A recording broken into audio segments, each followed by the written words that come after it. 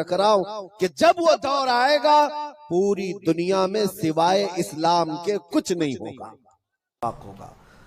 اور آیتیں جو آئی ہیں اس میں آج کے اس پارے میں ہم نے جو تلاوت کی، ایک آیت ہے اللہ تعالیٰ فرماتا ہے اینما تکونوا یدرککم الموت ولو کنتم فی بروج مشیدہ، تم جہاں کہیں پر بھی جاؤ موت تمہیں آ کر پکڑے گی۔ بروج مشیدہ کا مطلب ہوتا ہے بہت ہی پکے محل میں بھی اگر تم بیٹھ جاؤ، بہت مضبوط محل میں تم بیٹھ جاؤ، موت آنا ہے وہاں پر بھی آئے گی۔ ہم نے دیکھا ہے بڑے بڑے محلات میں رہنے والے بھی، اور جنہوں نے آسمان چھوتی ہوئی عمارتیں بنائی وہ بھی موت کے ہتھے چڑھی گئے۔ موت تو آنا ہے۔ آج ہمارا حال یہ ہوتا ہے کہ دنیا میں اس قدر مصروف ہو جاتے ہیں کہ موت کو بھول جاتے ہیں۔ تمہیں پتہ بھی ہے کہ اچانک آنے والی یہ موت بالکل مہلت نہیں دیتی، بالکل مہلت نہیں دیتی۔ آپ اگر آس پاس میں اپنی نظریں ڈالیں تو آپ کے دوستوں میں کئی جا چکے ہوں گے، جن کی عمر زیادہ نہیں تھی وہ جا چکے۔ موت کے لیے عمر کوئی متعین نہیں ہے کہ بڑھاپے میں آئے گی یا بیماری سے آئے گی۔ اچھے لوگوں کو بھی موت آ جاتی ہے، چلتے پھرتے لوگوں کا جنازہ آ جاتا ہے، کسی کے لیے بھی کوئی وقت معین نہیں۔ اور قرآن میں اللہ تعالیٰ یہ فرماتا ہے اگر بندہ موت سے بھاگنے کے لیے، جس کو کہتے ہیں پریکاشن لینا، کہیں جا کر کے محفوظ مقام پر چھپنے کی کوشش کرتا ہے، وہ آئے گی موت۔ بزرگوں نے ایک حکایت لکھی ہے کہ ایک بادشاہ کو نجومیوں نے بتایا تھا کہ فلاں دن تمہاری موت آنے والی ہے۔ نجومی ستاروں کا علم جاننے والے اٹکل پچھو سے کچھ نہ کچھ تو بتا دیتے تھے۔ تو اس بادشاہ کو نجومیوں نے جب دن بتایا، اس دن اس نے کیا کیا، ایک ایسا حجرہ، ایک کمرہ بنایا جس میں کوئی چیز آ ہی نہیں سکتی، کوئی چیز نہیں، صرف اس نے ایک سوراخ رکھا ہوا کے لیے، اور اس میں سے مچھر بھی نہ آ سکے، مکھی بھی نہ آ سکے۔ اس حجرے کے اندر وہ چلا گیا، وہ پورا دن اس کو تھا کہ میں موت کو چکما دے دوں گا۔ اور نجومیوں نے یہ بتایا تھا کہ بچھو کے ڈنک مارنے سے تمہاری موت آئے گی۔ اس نے کہا بس مجھے بچھو سے بچنا ہے، بچھو نہ آنے پائے ایسا میں پورا انتظام کر لوں گا۔ اس نے پورا ایک راؤنڈ شیپ کا کمرہ بنایا اور اس میں اندر بند ہو گیا، لیکن اس کی ایک کمزوری یہ تھی کہ اس کا گھوڑا تھا، بہت بے حد اس کو عزیز تھا، وہ گھوڑے کو چھوڑ کر کبھی رہتا نہیں تھا۔ اس نے کہا مجھے اور میرے گھوڑے کو بند کر دو، آج موت کا دن ہے، اگر آج کے دن میں نے موت کو چکما دے دیا تو پھر ہمیشہ کی زندگی ہے، ٹائم اگر ٹل گیا تو پھر موت نہیں آئے گی۔ تو وہ اس نیت سے وہ روم کے اندر بند ہو گیا اور لوگوں سے کہا کہ کوئی مجھے نہ دروازہ کھولے اور نہ کسی کے لیے دروازہ کھولے، پورا دن گزرنے دو۔ دن گزرتا رہا، شام کا وقت قریب آیا، اس کے ساتھ تھا اس کا گھوڑا اور وہ کوئی نہیں۔ اتفاق دیکھیں، اللہ رب العزت کی طرف سے جو سبب بننا ہے وہ بنے گا۔ اس کے گھوڑے کو بہت تیز چھینک آئی اور اس کی چھینک سے اس کی ناک سے بچھو نکلا اور اس بادشاہ کو ڈنک مارا اور وہیں اس کی موت ہو گئی۔ اینما تکونوا یدرککم الموت، اللہ نے فرمایا تم جہاں کہیں رہو موت آ کر پکڑ لے گی۔ ہمارے علاقے میں ایک ڈاکٹر تھے، وہ کارڈیالوجی تھے، ہارٹ کے اسپیشلسٹ تھے، اور ان کے ہاتھ میں بہت سارے ڈاکٹرز پریکٹس کر کر کے بڑے ماہر بنے، ہارٹ کے اسپیشل ڈاکٹر۔ اور یہ اخبار میں بھی بات آئی تھی۔ اس ڈاکٹر کا حال یہ تھا کہ برسوں آپریشن اور سرجری کر کے لوگوں کے ہارٹ صحیح کیے یا بائی پاس کیے، لیکن اتفاق ایسا کہ ایک دن وہ لیب میں اندر ہاسپٹل کے لیبارٹری میں کام کر رہا ہے ڈاکٹر، اور اس کے ساتھ 4 اسسٹنٹ ڈاکٹر بھی ہیں اور نرسز بھی ہیں، سارے کہاں پر، لیب کے اندر، ساری مشینیں بھی موجود ہیں۔ اس ڈاکٹر کو وہیں پر ہارٹ اٹیک آیا، جو ہارٹ کا خود اسپیشلسٹ ہے، اور دوسرے ڈاکٹرز وہاں پر موجود بھی ہیں۔ انہوں نے اٹھایا، اسٹریچر پر ڈالا، آئی سی یو میں ہی تھے، لیب کے اندر موجود تھے، لیکن وہ چند منٹوں کے اندر ڈاکٹر کی موت ہو گئی، نہ کوئی ڈاکٹر بچا سکا، نہ اس کو دوا دی جا سکی۔ سب سے ماہر ہارٹ کا ڈاکٹر ہاسپٹل کے اندر، جو سب سے محفوظ جگہ ہو سکتی ہے بیماروں کے لیے، میاں ہمارے گھر میں کسی کو اٹیک آئے تو دوڑ کر کہاں لے جائیں گے؟ ہاسپٹل۔ اور جو خود کس کے پاس لے جائیں گے؟ ڈاکٹر کے پاس۔ جو خود ڈاکٹر ہے اور خود ہاسپٹل میں بیٹھا ہوا ہے، اس کو ہی اگر آ جائے، اور قریب میں ڈاکٹرز بھی موجود ہیں لیکن بچا نہ سکے، یہ رب ذوالجلال کا فرمان، جب وعدہ مکمل ہو جائے تو پھر کوئی طاقت تمہیں موت سے روک نہیں سکتی۔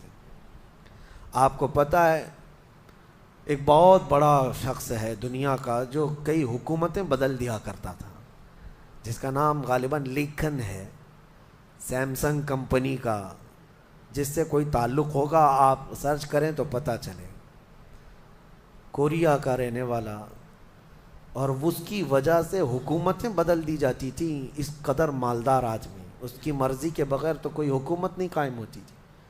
اتفاق ایسا ہی غالباً 2012 یا 11 کے آس پاس کی بات ہے، جہاں تک میرے علم میں چیز آئی، ایسی ایک بیماری میں مبتلا ہو گیا کہ کوما میں چلا گیا، اور اس کا بیٹا تھا ارب پتی نہیں بلکہ اس سے بھی زیادہ، کئی ہزار کروڑ کا مالک۔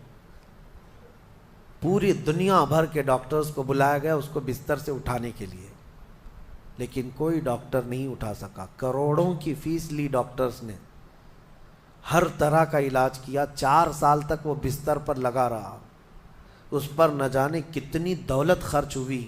اخیر میں ڈاکٹروں نے کہا، اربوں روپیے اس کے بستر سے اٹھانے کے لیے جنہوں نے خرچ کیا تھا، بیٹے نے خرچ کیا تھا، ڈاکٹروں نے اخیر میں ہاتھ اٹھا کر کہا، اب تیرے باپ کو کوئی نہیں کھڑا کر سکتا، اس کی موت آ چکی ہے، موت ہو گئی۔ میں یہ کہنا چاہتا ہوں، اللہ نے فرمایا تم مضبوط سے مضبوط محل کے اندر کیوں نہ ہو، موت آئے گی۔ مجھے بتاؤ، جس کے پاس دنیا کا اتنا مال پڑا ہوا ہو، وہ کیوں نہیں خرید سکا کوئی ایسی دوا جو اس کو بستر سے کھڑا کر سکے؟ یاد رکھیں میرے عزیزوں، دنیا کی ساری چیزیں اسی کی طرح دھری کی دھری رہ جائیں گی۔ جس وقت ہمارا بلاوا آ جائے، تم قریب میں لوگوں کو دیکھتے رہ جاؤ گے اور آنکھیں تمہاری کھلی رہ جائیں گی۔ اسی لیے میرے آقا صلی اللہ علیہ وسلم خود فرماتے ہیں، میں ایک سجدے میں جاتا ہوں تو مجھے اس بات کا یقین نہیں ہوتا کہ دوسرے سجدے تک میں زندہ رہوں گا۔ یہ سید الانبیاء فرما رہے ہیں، رسول رحمت فرما رہے ہیں۔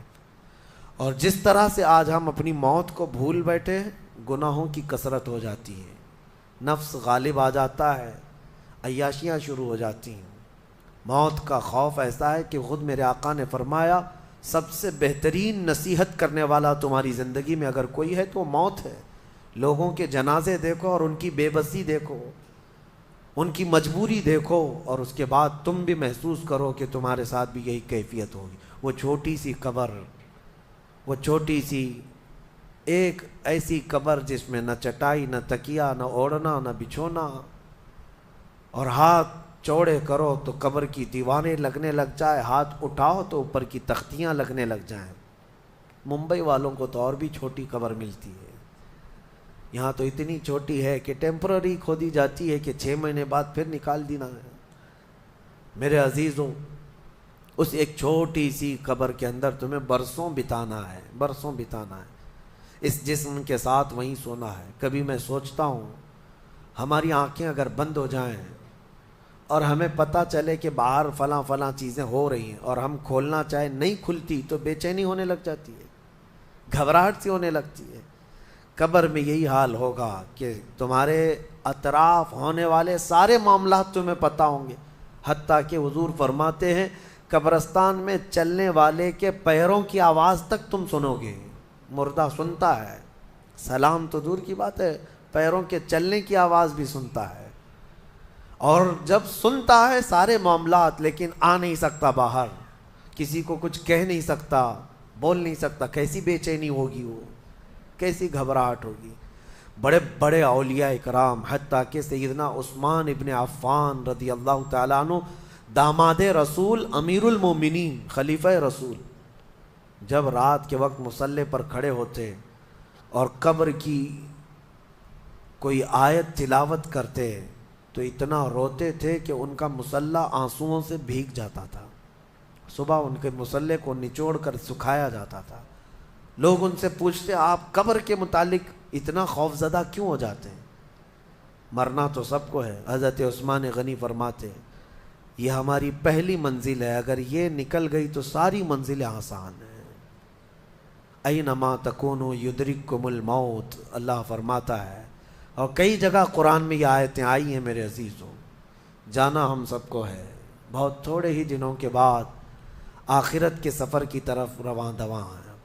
اسی لیے کسی بزرگ نے سچ کہا کہ دنیا میں جتنے راستے ہیں یہ لکھا تو جاتا ہے یہ راستہ فلاں شہر جا رہا ہے، فلاں شہر جا رہا ہے. حقیقت تو یہ ہے کہ سارے راستے قبرستان جا رہے ہیں، وہیں جا کر اینڈ ہوتے ہیں.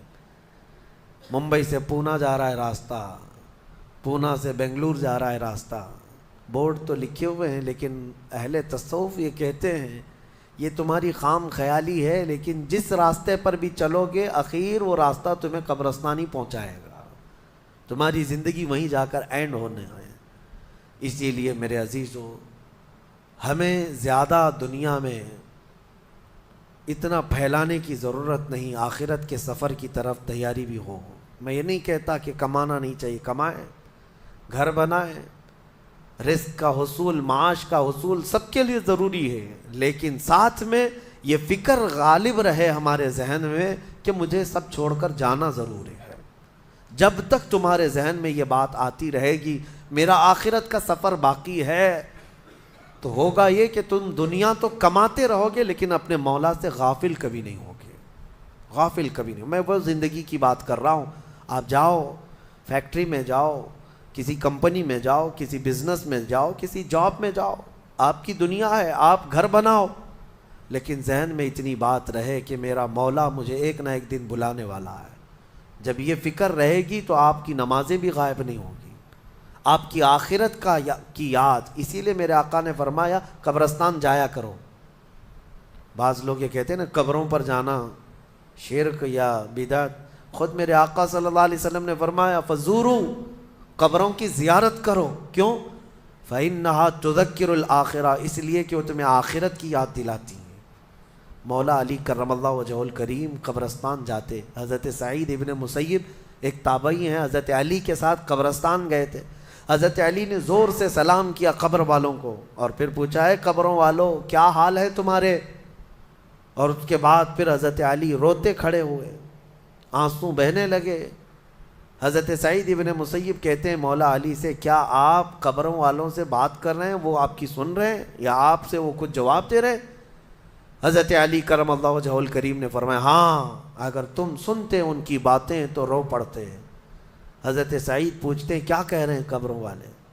سنو میرے عزیزوں، حیدر کرار شیر خدا علی مرتضیٰ فرماتے ہیں قبروں والوں سے میں نے پوچھا کیا حال ہے تمہارے؟ تو قبروں والوں نے کہا اے علی مت پوچھو ہمارے حال، جن بالوں کو ہم سجایا کرتے تھے ان بالوں پر تو اللہ نے اب بچھو چھوڑ دیے. ہمارے وہ چہرے جو غازے سے ملوث تھے، حسین تھے، ہمارے چہروں پر اب خون اور پیپ کے علاوہ کچھ نہیں رہ گیا. ہمارا وہ جسم جس کے سنوارنے کے لیے ہم دن بھر گھنٹوں لگاتے تھے، آج وہ ہماری قبروں میں کیڑوں کی غذا بنا دی گئی ہے.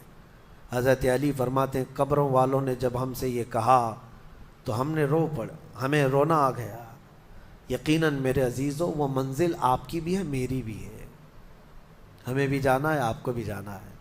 حضرت سفیان ثوری فرماتے ہیں ایک چھوٹی سی بچی کو آپ نے ایک جنازے کے پیچھے جاتے ہوئے دیکھا روتے ہوئے. وہ لڑکی اپنے باپ کے جنازے میں جا رہی تھی، رو رہی تھی اور یہ کہہ رہی تھی اتنی بڑی مصیبت کا دن ہمارے اوپر کبھی آج تک آیا ہی نہیں تھا. حضرت سفیان ثوری نے کہا بیٹا تم پر نہیں، تمہارے باپ پر جو دن آیا وہ کبھی نہیں آیا تھا. موت کا دن، موت کا دن سب سے سخت دن ہے، سب سے سخت دن ہے. موت کس طرح سے آتی ہے پتہ ہے؟ فرمایا گیا جیسے ریشم کے کپڑے کو کانٹوں کی جھاڑی پر ڈال دو اور کپڑا کھینچو، کپڑے کے تار تار نکلتے جائیں گے.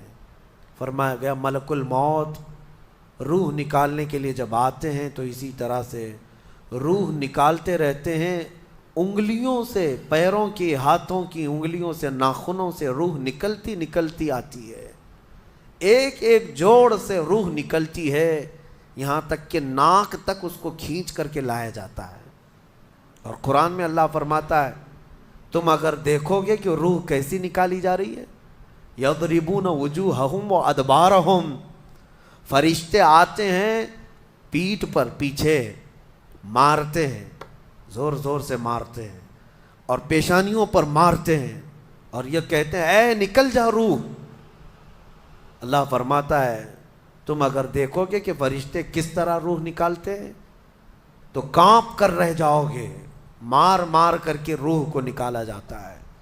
اور یہ چھوٹا سا وقت نہیں ہے، ادھر جھٹکا لگا ادھر موت ہو گئی، لمبا پروسیس ہے، اس سے جو گزرتا ہے وہی بتا سکتا ہے۔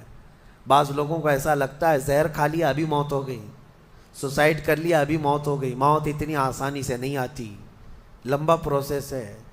موت سے پہلے فرشتے آ جاتے ہیں، چاہے تم اچھے آدمی ہو، بیٹھے ہوئے ہو، تم کو بھی اگر موت آنی ہے تو تم پہلے فرشتوں کو دیکھنے لگ جاؤ گے، لیکن بتا نہیں سکتے کسی کو۔ موت سے تھوڑی دیر پہلے فرشتے قریب آ جاتے ہیں، پہلے جماعت فرشتوں کی آتی ہے، پھر ملک الموت آتے ہیں۔ ملک الموت ان فرشتوں کے بیچ آتے ہیں، جیسے ہی یہ مرنے والا آدمی ملک الموت کو دیکھ لیتا ہے، پھر اس کے جسم میں کپ کپی طاری ہو جاتی ہے، اور ایسی کپ کپی طاری ہوتی ہے کہ کبھی پیشاب نکل جاتا ہے، کبھی پخانہ نکل جاتا ہے۔ اکثر دیکھنا مرنے والوں کی نجاست نکل جاتی ہے، ملک الموت کو وہ بہت قریب سے دیکھتا ہے، اور ان کی دو شکلیں ہیں، ایک بہت بھیانک شکل ہے، اس کو دیکھنا ہی عذاب ہے، اور ایک بہت خوبصورت شکل ہے، ان کو دیکھنا ہی رحمت ہے۔ وہ نیک بندوں کی روح نکالنے کے لیے جب جاتے ہیں تو خوبصورت شکل میں جاتے ہیں، اور جب گنہگاروں کی روح نکالنے جاتے ہیں تو بھیانک شکل میں جاتے ہیں، اور ان کو دیکھتے ہی مرنے والے کا جسم پیلا پڑ جاتا ہے، پیشانی اکھڑ جاتی، آنکھیں پھٹی رہ جاتی، اور پھر خرخرا آنے لگ جاتا ہے، یعنی خر کی آواز تیز ہو جاتی ہے۔ وہ بولنا چاہتا ہے اپنے پاس والوں کو، لیکن بول نہیں سکتا، بند ہو جاتا ہے۔ یہ وہ وقت ہے جب اس کے توبہ کا دروازہ بھی بند ہو جاتا ہے۔ اب اگر فرشتوں کو دیکھ کر کوئی توبہ بھی کر لیا، ایمان لایا، تو اس کا ایمان قبول نہیں۔ اس وقت سے پہلے پہلے تک جو بھی ایمان لایا یا توبہ کیا، اس کی توبہ قبول ہے، لیکن موت کا خرخرا آ گیا اور فرشتوں کو دیکھ لیا، اس کے بعد بہت سارے کافر بھی پکاریں گے کہ ہم ایمان لاتے ہیں اللہ پر، نہیں، اب ایمان قبول نہیں ہوگا۔ موت اتنی آسانی سے نہیں آتی، اس کا پروسیس ہے۔ فرشتے آتے ہیں، ملک الموت آتے ہیں، پھر اس کے بعد اس کو گھور کر دیکھتے ہیں، پھر اس کو چت لٹا دیا جاتا ہے، یا جس حالت میں بھی ہے وہ گر جاتا ہے، کھڑا ہے تو گرتا ہے، بیٹھا ہے تو گرتا ہے، موت آنے سے پہلے لڑک جاتا ہے۔ یہ ضروری بھی نہیں ہے کہ آج میں اپنے آپ کو سنبھال کر بیٹھا ہوں، اگر میری موت آنی ہے اسی کرسی سے گر جاؤں، اسی جگہ سے ہم گر جائیں گے۔ اور اس کے بعد ملک الموت روح کھینچنا شروع کرتے ہیں، پیروں کے ناخنوں سے لے کر، ہاتھوں کے ناخنوں سے لے کر، اس کے جسم کے ہر حصے سے لے کر ناک تک کھینچتے ہوئے لاتے ہیں، اور اس کے بعد جب پوری روح نکل جاتی ہے، وہ لے کر کے چلتے رہتے ہیں، اور مردہ ان کو جاتے ہوئے دیکھتا رہتا ہے، آنکھیں سب سے لاسٹ میں کھلی رہتی، کسی بھی مرنے والے کی آنکھیں بند نہیں رہتی، کھلی رہتی، وہ دیکھتا رہتا ہے۔ اسی لیے حدیث پاک میں ہے جب کسی کی روح نکل جائے تو سب سے پہلے تم اس کی آنکھیں بند کر دو، ہمیں بند کرنا ہوتا ہے، اور اس کے بعد منہ بھی کھلا رہ جاتا ہے، منہ اوپن رہ جاتا ہے، فرمایا گیا منہ کو دبا کر بند کر دو۔ یہ سب نشانیاں ہیں میرے عزیزوں موت کی سختیوں کی۔ آپ کو پتہ ہے جب رسول کریم صلی اللہ تعالیٰ علیہ وسلم کی وفات آئی، اللہ اکبر، نزع کا عالم اتنا سخت تھا کہ بار بار حضور اکرم صلی اللہ علیہ وسلم کو پورے پانی کے مٹکے انڈیل دیے جا رہے تھے، 3 مٹکے حضور پر انڈیل دیے گئے موت سے پہلے، اور حضور اس کے بعد تھوڑا آرام محسوس کرتے اور پھر شدت کا بخار، اور وہ آخری وقت تھا جب حضرت فاطمہ آپ کے پاس آئی تھی. حضور نے ان کے کان میں بتا دیا, وہ رونے لگ گئی. کیا کہا تھا؟ حضرت فاطمہ کہتی ہیں حضور نے فرمایا اے فاطمہ اب میں جا رہا ہوں, میرا آخری وقت ہے. پھر ایک دوسرے کان میں ان سے کہا میرے خاندان میں سے سب سے پہلے تم مجھ سے ملنے والی. آج یوم فاطمہ بھی ہے, سیدہ کائنات کا آج یوم وصال ہے, 4 رمضان المبارک. تو رسول کریم صلی اللہ تعالیٰ علیہ وسلم حضرت عائشہ صدیقہ کے سینے سے سر لگا کر لیٹے ہوئے تھے. حضرت عائشہ فرماتی ہیں سنو, مجھے پتہ ہی نہیں تھا. حضور حضرت عائشہ سے زیادہ محبت کرتے تھے, اسی لیے آخر وقت میں حضرت عائشہ کے ہی حجرے میں رہنے لگے, باقی دوسری بیویوں کیا نہیں جاتے. حضرت عائشہ کہتی ہیں میں حضور اکرم صلی اللہ تعالیٰ علیہ وسلم کو کبھی مسواک دے رہی, کبھی پانی کے چھڑکاؤ کر رہی. تھوڑی دیر کے بعد حضور اکرم صلی اللہ تعالیٰ علیہ وسلم لیٹے لیٹے اسی طرح رہ گئے. حضرت عائشہ کہتی ہے میرے سینے پر حضور کا سر تھا, وہ اتنا بھاری ہو گیا مجھے لگتا تھا کہ میری پسلیاں ٹوٹ جائیں گی. یہ حضرت عائشہ کہتی ہیں مجھے ایسا لگتا تھا کہ میری پسلیاں ٹوٹ جائیں گی. ہوا کیا تھا؟ حضرت عائشہ فرماتی ہیں دروازے پر جبرائیل امین آئے, روح نکلنے سے پہلے کی بات ہے. حضرت عائشہ فرماتی ہیں حضور کے پاس جبرائیل آخری بار آئے, وہ غمگین حالت میں آئے یا جس حالت میں ہو. حضرت رسول کریم صلی اللہ علیہ وسلم سے عرض کرنے لگے یا رسول اللہ دروازے پر موت کا فرشتہ کھڑا ہے, آپ کی اجازت چاہتا ہے, اگر آپ اجازت دے دیں تو آئے گا اور آپ کی روح پاک کو اللہ کے حضور لے جائے گا. اور یا رسول اللہ آج سے پہلے اس فرشتے نے کسی سے اجازت نہیں لی اور قیامت تک کسی کی روح نکالنے کے لیے وہ اجازت لے گا بھی نہیں. یہ صرف رسول پاک کی خصوصیت تھی. حضور نے فرمایا آنے دو. ملک الموت آئے اور جب حضور کی اجازت سے روح نکالی تو حضرت عائشہ کہتی ہیں اتنا بھاری ہو گیا تھا سر کہ مجھے لگتا تھا کہ میری پسلیاں ٹوٹ جائیں گی سینے کی. اور اس کے بعد حضرت عائشہ فرماتی ہیں میں نے حضور کے سر مبارک کو نیچے کی طرف کیا, مجھے پتہ بھی نہیں تھا کہ حضور کا انتقال ہوا. میں حضور اکرم صلی اللہ علیہ وسلم سے باتیں کرنے میں مصروف تھی, اسی میں حضرت ابو بکر صدیق حجرے میں آئے, پوچھا عائشہ کیا حال ہے حضور کا. حضور اکرم صلی اللہ علیہ وسلم کو دیکھا حضرت ابو بکر نے اور پیشانی مبارکہ پر ہاتھ رکھا تو وہ بہت ٹھنڈی تھی, ماتھے کو بوسہ دیا اور ایک آہ بھری اور ایک جملہ کہا تھا یا رسول اللہ ایک بار موت آنی تھی وہ آپ پر آ گئی, اب موت کی سختی اللہ دوبارہ کبھی آپ کو نہیں عطا کرے گا. موت کی سختی کیونکہ حضور کو انہوں نے دیکھا تھا, کئی دنوں سے تکلیف تھی, 13 دن تک حضور پاک صلی اللہ علیہ وسلم کو تکلیف تھی, 13 دن تک.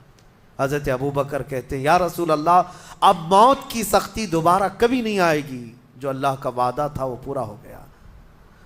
پورا کھل کر کے رو بھی نہیں پا رہے تھے ابو بکر صدیق اور اپنے اندر دبا بھی نہیں پا رہے تھے. موت کی سختی انہوں نے دیکھا اور اس کے بعد کہا اے عائشہ کیا دیکھ رہی ہو, اللہ کے رسول ہم سے رخصت ہو چکے. پھر انہوں نے آ کر مسجد میں اعلان کیا اے لوگو اللہ کے نبی کا انتقال ہو چکا. اب مجھے یہاں یہ بتانا ہے اگر موت سے کوئی بچ سکتا تھا تو سب سے پہلا نمبر تو رسول اللہ کا ہونا چاہیے تھا, کیونکہ اللہ کے سب سے محبوب نبی وہی ہیں. جب رسول پاک صلی اللہ تعالیٰ علیہ وسلم کو بھی موت آئی تو میاں ہمارا اور تمہارا شمار نہیں, چاہے 100 سال زندگی مل جائے لیکن مرنا ضروری ہے. بہرحال یہ باتیں بڑی طویل ہو جائیں گی. موت کا تذکرہ اس لیے بھی میں زیادہ کرتا ہوں کہ حدیث پاک میں ہے مومنوں کو یہ تذکرہ کرو تاکہ ان کو گناہوں سے نفرت پیدا ہو جائے اور آخرت کے سفر کی تیاری وہ شروع کریں. اللہ کریم ہم سب کو دنیاوی خرافات سے محفوظ فرمائے, دنیا کی لذتوں سے اور یہ فانی خرافات میں مبتلا ہو کر آخرت بھولنے سے اللہ ہماری حفاظت فرمائے. مولا کریم جب ہماری موت آنے کو ہو تو ہماری زبانوں پر کلمہ طیبہ جاری فرما دے. رب ذوالجلال موت سے پہلے تیرے حبیب پاک کے چہرے کی زیارت نصیب فرما. اے کریم خدا کیا ہی بہتر ہوتا میں گنہگار ہوں اور بڑے مرتبوں کی خواہش، تو کریم ہے خدایا تیری بندہ پروری ہے، کیا ہی بہتر ہوتا مولا کہ موت آئے تو رمضان کا مہینہ مل جائے، جمعۃ المبارکہ مل جائے، مولا تیرے وعدے کے مطابق ہم قبر کے عذابات اور سوالات سے محفوظ ہو جائیں۔ اے اللہ، آج کی اس تفسیر پاک میں تیری جلال و جبروت اور تیری عزت کا وسیلہ لیتے عرض کرتا ہوں، ہم میں سے جو رخصت ہو چکے ہیں، ہمارے آپ تعالیٰ فرماتا ہے قیامت کے دن کا منظر، کیسے قیامت قائم ہوگی۔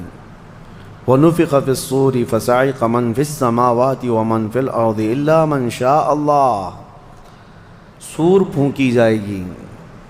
ہوگا یہ کہ ایک وقت آئے گا اس کا جب دنیا اینڈ ہونے والی، ختم ہونے والی ہے۔ سائنس بھی آج اس بات کو تسلیم کر رہا ہے کہ یہ جو سولار سسٹم ہے اس کی ایک عمر ہے، اس کی ایک ایج ہے، اس کے بعد یہ ختم ہونے کے قریب آئے گا۔ تارے اپنی اپنی عمر مکمل کر کے بلیک ہولز میں جا رہے ہیں۔ گیلیکسی کے اندر جو سٹارز ہیں ان کی عمر ایک لیمیٹڈ عمر بتائی جا رہی ہے، اس میں سورج کی بھی عمر ہے، چاند کی بھی عمر بتائی جا رہی ہے۔ یہ سائنس کی باتیں ہیں، لیکن اللہ نے قرآن میں فرمایا چاند اور سورج یہ ٹکرا دیے جائیں گے، تارے ایک دوسرے سے سب ٹکرا دیے جائیں گے۔ اذا الشمس کورت واذا النجوم انکدرت، 30ویں پارے میں اللہ تعالیٰ نے اس میں فرمایا جب سورج کو یعنی ٹکرا دیا جائے گا اور ستارے آپس میں ٹکرا دیے جائیں گے اور سورج کالا ہو جائے گا، یعنی کچھ نہ کے برابر رہ جائے گا قیامت کے قریب۔ وَإِذَا الْجِبَالُ سُيِّرَتْ، اور پہاڑ جو ہے نا اڑا دیے جائیں گے اور سمندروں میں آگ لگا دی جائے گی، زمین پوری ختم کر دی جائے گی۔ اور سورہ قارعہ میں آپ نے پڑھا ہوگا یوم یکون الناس کالفراش المبثوث وتکون الجبال کالعہن المنفوش، تم لوگوں کو دیکھو گے کہ پتنگوں کی طرح سے اڑ رہے ہوں گے، اور پہاڑوں کو دیکھو گے کہ روئی کا پھا جو ہوتا ہے، روئی کا پہا اس طرح سے پہاڑ بکھر چکے ہوں گے۔ اور اس کے بعد یہ قیامت جو آنی ہے اس کا یعنی پروسیس کس طرح سے، شروعات کیسی ہوگی، وہ ایک لمبی گفتگو ہے۔ مختصراً عرض کرتا ہوں کہ آیات حضور اکرم صلی اللہ تعالیٰ علیہ وسلم کی احادیث میں جو نشانیاں بیان کی گئی ہیں اس اعتبار سے قیامت کے قریب بڑی بڑی نشانیاں آئیں گی۔ دجال آئے گا، دابۃ الارض آئے گا، یاجوج ماجوج نکلیں گے، پھر اس کے بعد سورج پچھم سے نکلے گا، یہ سب بڑی بڑی نشانیاں ہیں۔ حضرت عیسیٰ علیہ السلام کا نزول اس سے پہلے، یہ سب ہو جانے کے بعد پھر روئے زمین پر سے مسلمان ختم ہو جائیں گے۔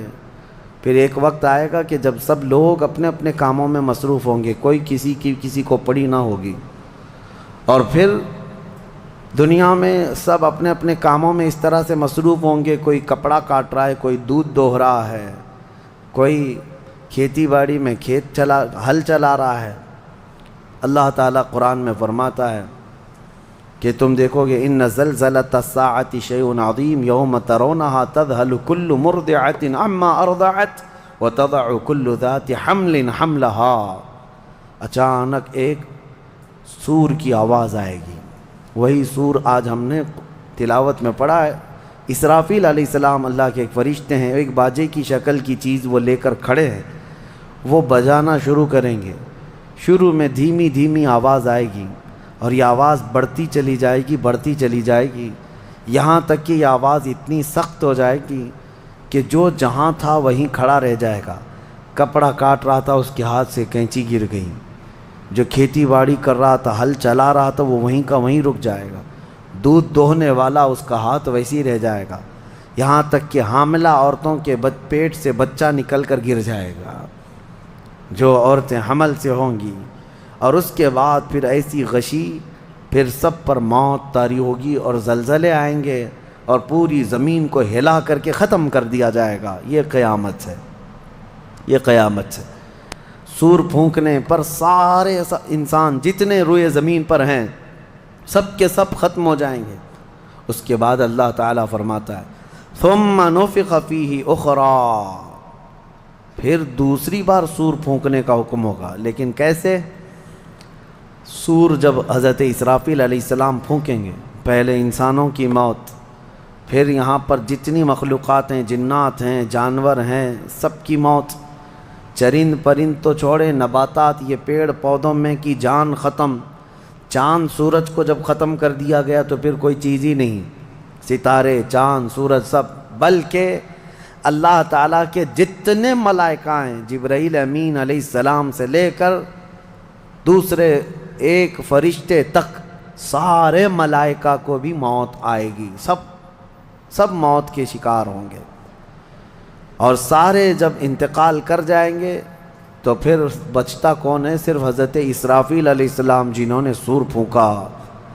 اب ان کو سور پھونکنے کا حکم جو تھا وہ کہا جائے گا روک دو اب. پھر اللہ تعالی حضرت اسرافیل علیہ السلام کو بھی موت طاری کرے گا. اور روح نکالنے والا فرشتہ کون ہے؟ ملک الموت اسرائیل علیہ السلام. اب تک یہ سب کی روح نکال چکے ہوں گے، اور پھر اللہ تعالیٰ اسرائیل علیہ السلام کی بھی روح نکال دے گا. اسرائیل جو سب کی روح نکالتے ہیں، ان کو بھی موت ہے، ان کو بھی موت ہے. اور پھر ہم نے پڑھا کل شیء ہالک الا وجہہ، ہر شے فنا ہو جائے گی سوائے رب العالمین کے. کل من علیہا فان ویبقى وجہ ربک ذو الجلال والاکرام، جو کچھ بھی ہے سب فنا ہو جائے گا، تمہارے رب کی ذات صرف باقی رہے گی، کوئی نہیں باقی رہے گا. پھر جب مولا کی مرضی ہوگی، رب تبارک و تعالیٰ دوبارہ اسرافیل علیہ السلام کو اٹھائے گا. اسرافیل علیہ السلام دوبارہ اٹھیں گے، اور پھر ان سے کہا جائے گا دوبارہ سور پھونکو، پھر سے پھونکو. اب جب دوبارہ حضرت اسرافیل علیہ السلام سور پھونکیں گے تو یہ زندگی کا سور ہے. پہلے والا یہ نفخہ اولا اس کو کہتے ہیں، وہ موت کا تھا، اور نفخہ ثانیہ حیات کا ہے، زندگی کا ہے. اب رب تعالیٰ نے جو وعدہ فرمایا تھا کہ ہم تمہیں موت کے بعد دوبارہ اٹھائیں گے، یہ وعدہ اس وقت پورا ہوگا. اب دوسرے مرتبہ جب سور پھونکنا شروع کرتے ہیں اسرافیل علیہ السلام، کتنے انسان آئے گئے، آدم علیہ السلام سے لے کر قیامت تک سب وہ زمینوں میں جہاں کہیں ہوں گے. کسی کو جلا کر ختم کر دیا گیا ہو، کسی کو جانور کھا گیا ہو، کسی کو پانی میں ختم کر دیا ہو، کسی بھی طرح سے، لیکن مولا تعالیٰ سب کو اٹھانے والا ہے. لیکن فرمایا حدیث پاک میں ہے کہ یہ دوسری سور پھونکنے کے بعد سب سے پہلے روئے زمین پر جو اٹھیں گے وہ محمد الرسول اللہ کی ذات. میرے آقا صلی اللہ تعالیٰ علیہ وسلم فرماتے ہیں میں اپنی قبر سے اٹھوں گا سب سے پہلے، اور محشر کے میدان کی طرف جو حضور جائیں گے تو فرماتے ہیں حضور صلی اللہ علیہ وسلم اٹھیں گے، ان کے بعد ابو بکر صدیق، ان کے بعد عمر فاروق رضی اللہ تعالیٰ عنہ، پھر ساری کائنات کو اللہ اٹھائے گا. اور جب رسول کریم صلی اللہ تعالیٰ علیہ وسلم فرماتے ہیں میں میدان قیامت میں اس حال میں آؤں گا کہ میرا ایک ہاتھ ابو بکر کے کندھے پر ہوگا، دوسرا عمر ابن خطاب کے کندھے پر ہوگا. یقیناً وہ اس دن کے دولہا ہے. قیامت کا منظر ہے جب رسول کریم صلی اللہ تعالیٰ علیہ وسلم تشریف لائیں. اور اس کے بعد رب تعالیٰ نے فرمایا، سورہ زمر میں 2 آیتیں آئی ہیں، وَسِيقَ الَّذِينَ كَفَرُوا إِلَى جَهَنَّمَ زُمَرًا. اب جو کفار تھے ان سب کو کھینچ کر کے لایا جائے گا میدان قیامت میں. پہلے تو میں آپ کو بتا دوں پوری تفصیلات قیامت کے میدان میں، اس کے بعد ان آیتوں کی تفسیر پر آتا ہوں. پھر جب سب کو اٹھا دیا گیا تو ایک زمین ہوگی. اب وہ زمین کہاں ہوگی وہ اللہ بہتر جانتا ہے کس جگہ، کیونکہ یہ زمین ہے ہی نہیں، یہ آسمان ہے ہی نہیں، تو پھر اس وقت بنے گا کیا یہ اللہ ہی بہتر جانے. کہاں بنے گا، کس طرح بنے گا، اس میں ہم نہ سوچ سکتے ہیں نہ مثال دے سکتے ہیں. اب آپ مجھے بتاؤ یہ جو زمین جس پہ آپ بیٹھے ہیں یہ ختم ہونے والی، کیا رہے گا نیچے؟ آسمان جو دکھ رہا ہے یہ بھی ختم ہونے والا ہے، پھر کیا رہے گا اوپر ہمیں نہیں معلوم. لیکن اللہ کریم ایک زمین بنائے گا جس کے متعلق کہا گیا وہ تانبے اور پیتل سے بنی ہوئی ہوگی، یہ مٹی والی زمین نہیں. اور پھر اس کے بعد سورج کو پھر دوبارہ زندہ کیا جائے گا، اور سورج کو سب کے سروں پر لا کر کھڑا کر دیا جائے گا. اب وہ زمین اور جس میں سارے انسانوں کو جمع کر دیا گیا ہے، آپ اندازہ کریں وہ زمین میں نہ کوئی عمارت ہوگی نہ درخت ہوگا، وہ بالکل فلیٹ زمین ہے، صرف میدان ہی میدان ہے۔ ایسا نہیں ہے کہ یہاں پر کوئی میدان اور تھوڑی دور کے بعد کوئی عمارت دکھے گی یا کوئی درخت دکھے گا یا کوئی پہاڑ، نہیں، کچھ نہیں، صرف سیدھی زمین۔ اسی لیے کہ وہاں تم 500 سال بھی اس میدان میں بھاگتے رہو گے تو سائے کے لیے ایک پتا بھی نہیں ملے گا، ایک پتا بھی نہیں، کہاں سایہ حاصل کر سکو۔ لیکن کچھ خوش نصیبوں کے لیے اللہ نے فرمایا کہ عرش کا سایہ انہیں اللہ عطا فرمائے گا۔ وہ کون لوگ ہیں؟ ان میں کئی لوگ ہیں، جس میں سے ایک ہی میں بتاتا ہوں، رجل تعلق قلبہ بالمساجد، وہ ایسا آدمی جس کا دل مسجدوں میں لگا ہوا ہے، قیامت کے دن اسے اللہ عرش کا سایہ عطا فرمائے گا۔ آپ کی نماز ہو گئی، بیٹھے کیوں ہیں؟ نماز ہو گئی، نماز کے بعد چلے جانا چاہیے، لیکن تمہارا دل مسجد میں لگا ہوا ہے۔ انہی لوگوں کی فضیلت میں ہے جب قیامت کے دن کوئی سایہ نہ ہوگا، ان لوگوں کے لیے اللہ عرش کا سایہ عطا کرے گا۔ اب یہ جو سارے لوگ جمع ہوں گے، کسی کو کچھ پتہ نہیں کہ ہونا کیا ہے، کسی کو نہیں پتہ کہ کیا ہونا ہے، نفسا نفسی کا عالم ہے اور سب ایک دوسرے کو تک رہے ہیں۔ اب یہی مسئلہ ہے کہ سارے لوگ وہاں پہ کفار بھی ہوں گے، مشرکین بھی ہوں گے، جتنی امتیں پہلے آئی تھی وہ بھی ہیں، انبیاء بھی ہیں، اولیاء بھی ہیں، صلحاء بھی ہیں، صحابہ بھی ہیں، علماء بھی ہیں، سب ہیں، لیکن کسی کو کچھ سوچتا نہیں کہ کیا کیا جائے۔ یہی بے خبری سے پوری مخلوق جو ہے انبیاء کے پاس جاتی ہے۔ انبیاء میں سب سے پہلے ابو البشر سیدنا آدم علیہ السلام سے کہتے ہیں سارے لوگ، آپ تو ہم سب کے باپ ہیں، ہمارے لیے اللہ کی بارگاہ میں سفارش کریں کہ کچھ ہمارے متعلق کیا حکم ہے وہ پتہ چل جائے، ہمیں کہاں جانا ہے، جنت میں یا دوزخ میں، یہ ابھی پتہ چل جائے، حساب بھی نہیں شروع ہو رہا ہے۔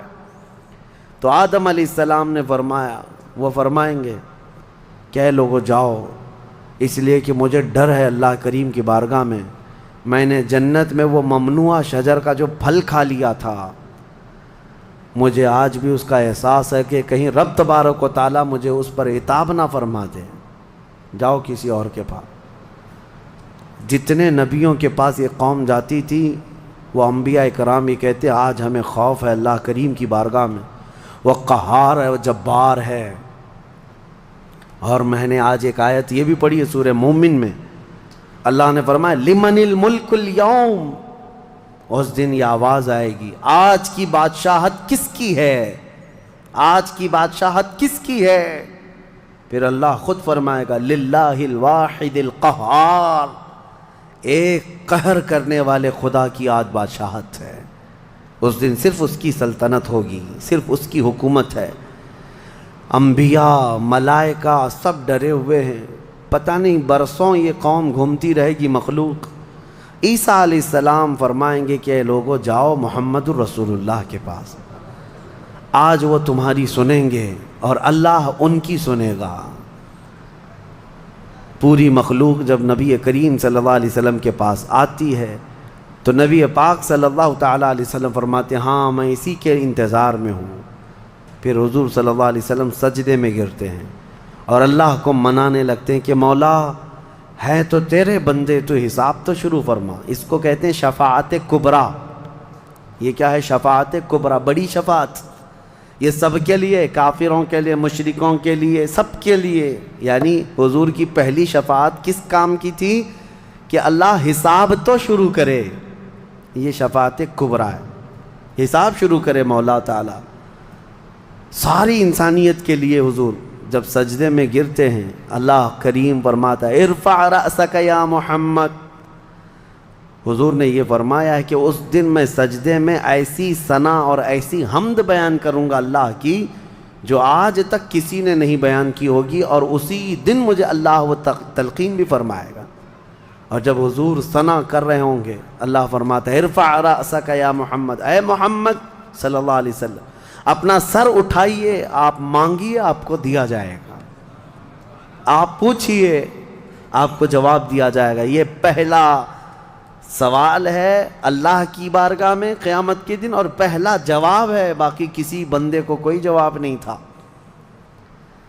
اللہ کی بارگاہ میں حضور نے جب یہ عرض کیا تو رب تعالیٰ فرماتا ہے ملائکہ کو جس کی ڈیوٹی تھی، جس کا کام تھا کہ میدان قیامت میں میزان عمل لگا دیا جائے، حساب و کتاب ہوں، سب کے نامہ اعمال ان کے ہاتھوں میں دیے جائیں، سب کو پڑھنے کا حکم دیا جائے۔ اب حساب کا آرڈر آ گیا، حکم آ گیا، تو لوگ تھوڑی راحت کی سانس لیتے ہیں کہ چلو حساب شروع ہونے والا ہے، لیکن ابھی اتنا آسان نہیں ہے، اتنا آسان نہیں۔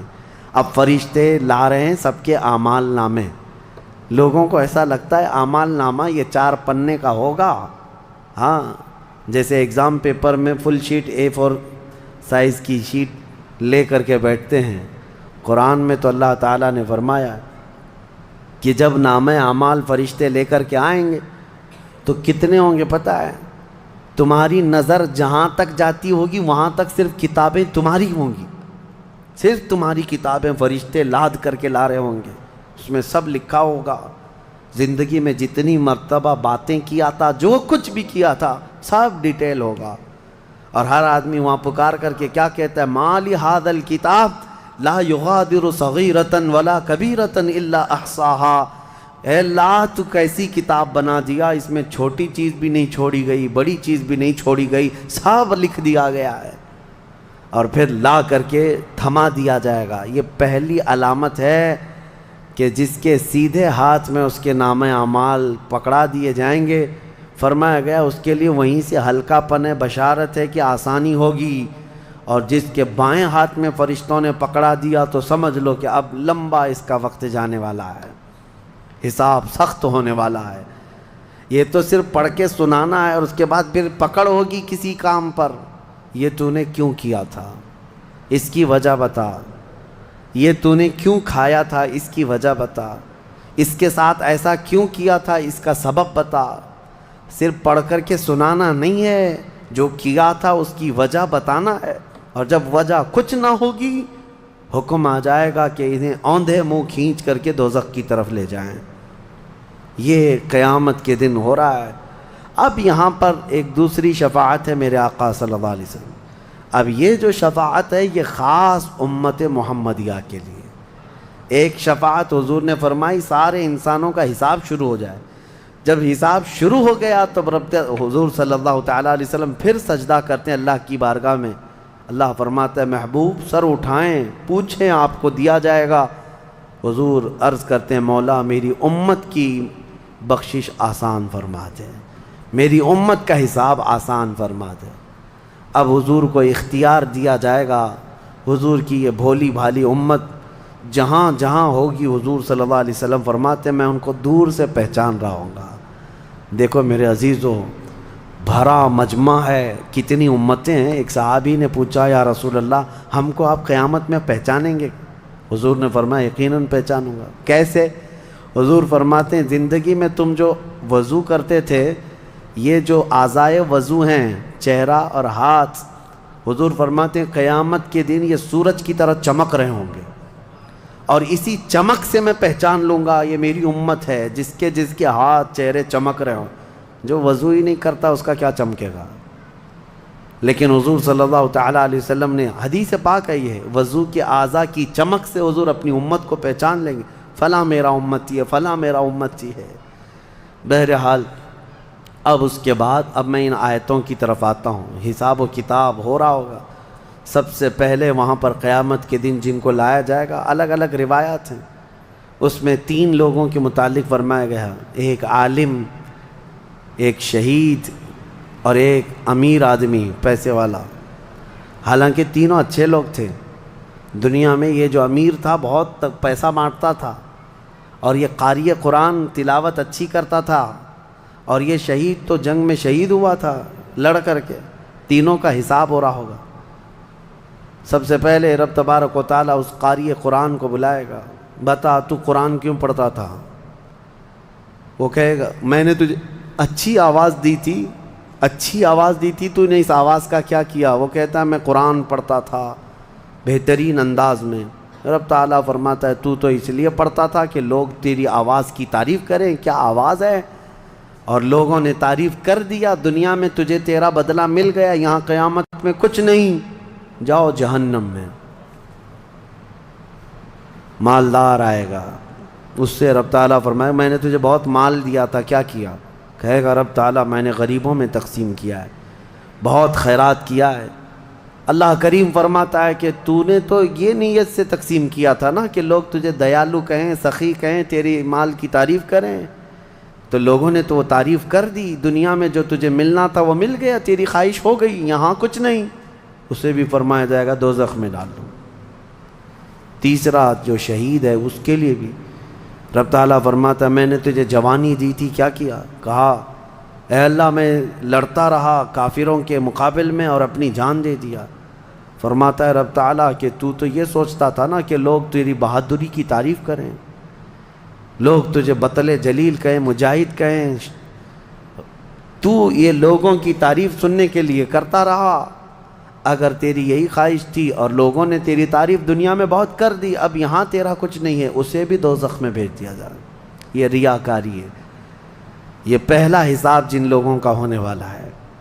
یہ 3 لوگوں کے بارے میں حدیث پاک میں ہے۔ پھر میرے آقا صلی اللہ علیہ وسلم فرماتے ہیں قیامت کے میدان سے اس وقت تک کوئی پیر ہٹا نہیں سکتا جب تک اللہ 5 سوالات نہ کر لے۔ ان میں سے پہلا سوال یہی ہے کہ اللہ فرمائے گا میں نے تجھے جوانی دی تھی، تو نے کہاں خرچہ کیا؟ یہ ہر ایک کو بتانا پڑے گا، ہر ایک کو بتانا پڑے گا۔ اب آپ اپنی اپنی تیاری کر لو کہ کہاں کہاں خرچہ کیا، اللہ کو مجھے بتانا ہے۔ آج اگرچہ تم ہماری باتوں کی طرف توجہ نہیں کرو گے، کیئر نہیں کرو گے، لیکن ایک دن وہ آئے گا جب تمہیں اللہ کی بارگاہ میں کھڑے ہو کر اپنی جوانی کا پل پل بتانا ہوگا، وہاں کوئی چارہ نہیں ہوگا۔ وہی اب آیت کریمہ ہے وَسِيقَ الَّذِينَ كَفَرُوا إِلَى جَهَنَّمَ زُمَرًا حَتَّى إِذَا جَاءُوهَا فُتِحَتْ أَبْوَابُهَا وَقَالَ لَهُمْ خَزَنَتُهَا، کافروں کی جماعت کو فرشتے کھینچتے ہوئے دوزخ کی طرف لائیں گے۔ دوزخ کیسی ہوگی میں انشاءاللہ العزیز اس کو عرض کروں گا آخری میں، رمضان کے آخر میں، کیونکہ یہ جو عشرہ گزر رہا ہے یہ جہنم سے آزادی کا عشرہ ہے۔ کاش اللہ ہمارا نام بھی آزاد ہونے والوں میں شامل فرمائے، کہ جہنم سے آزاد ہونے والوں میں ہمارا نام شامل ہو گیا تو پھر قسمت ہی قسمت سے۔ جب لایا جائے گا دوزخ کے کنارے جماعت کی جماعتیں آ رہی ہوں گی، جماعت یہاں پر اللہ نے فرمایا زمرہ یعنی بہت کثیر تعداد میں جماعت کو کھینچ کر کے لایا جائے گا۔ پھر دوزخ کے دروازے کھول دیے جائیں گے، فتحت ابوابها، دروازے کھول دیے جائیں۔ وقال لهم خزنتها، اور جو دربان ہے دوزخ کے دروازے پر، حضرت مالک وہ فرشتے ہیں، بڑے سخت قسم کے فرشتے ہیں، وہ ان سے پوچھیں گے، جو جماعت دوزخ میں ڈالے جانے کے لیے لائی جا رہی ہوگی ان کو پہلے پوچھیں گے الم یأتکم رسل منکم یتلون علیکم آیات ربکم وینذرونکم لقاء یومکم ھذا، اے لوگو کیا تمہارے پاس اللہ کا کوئی رسول نہیں آیا تھا؟ کیا تمہیں اللہ کی آیتیں پڑھ کر کے کسی نے نہیں سنایا تھا؟ یا آج کے دن کے بارے میں تمہیں کسی نے ڈرایا نہیں تھا کہ قیامت آنے والی ہے؟ یہ دوزخ کا فرشتہ لوگوں سے پوچھے گا، قرآن میں اللہ فرماتا ہے۔ تو لوگ کیا کہیں گے؟ قالوا بلا ولکن حقت کلمۃ العذاب، وہ کہیں گے ہاں کیوں نہیں آئے تو تھے لیکن ہم جھٹلا دیے تھے، نبیوں کے پیچھے نہیں چلے، قیامت کے دن پر یقین نہیں رکھے، اور عذاب ہمارے اوپر واجب ہو گیا، ہم جا رہے ہیں۔ قیل ادخلوا ابواب جہنم خالدین فیہا، ان سے کہا جائے گا ادخلوا ابواب جہنم، داخل ہو جاؤ جہنم کے دروازوں میں، خالدین فیہا، ہمیشہ تم رہو گے یہاں پر۔ یہ کافروں کے لیے ایسی آواز آئے گی کہ وہ چیخ مارتے ہوئے دوزخ میں کود رہے ہوں گے۔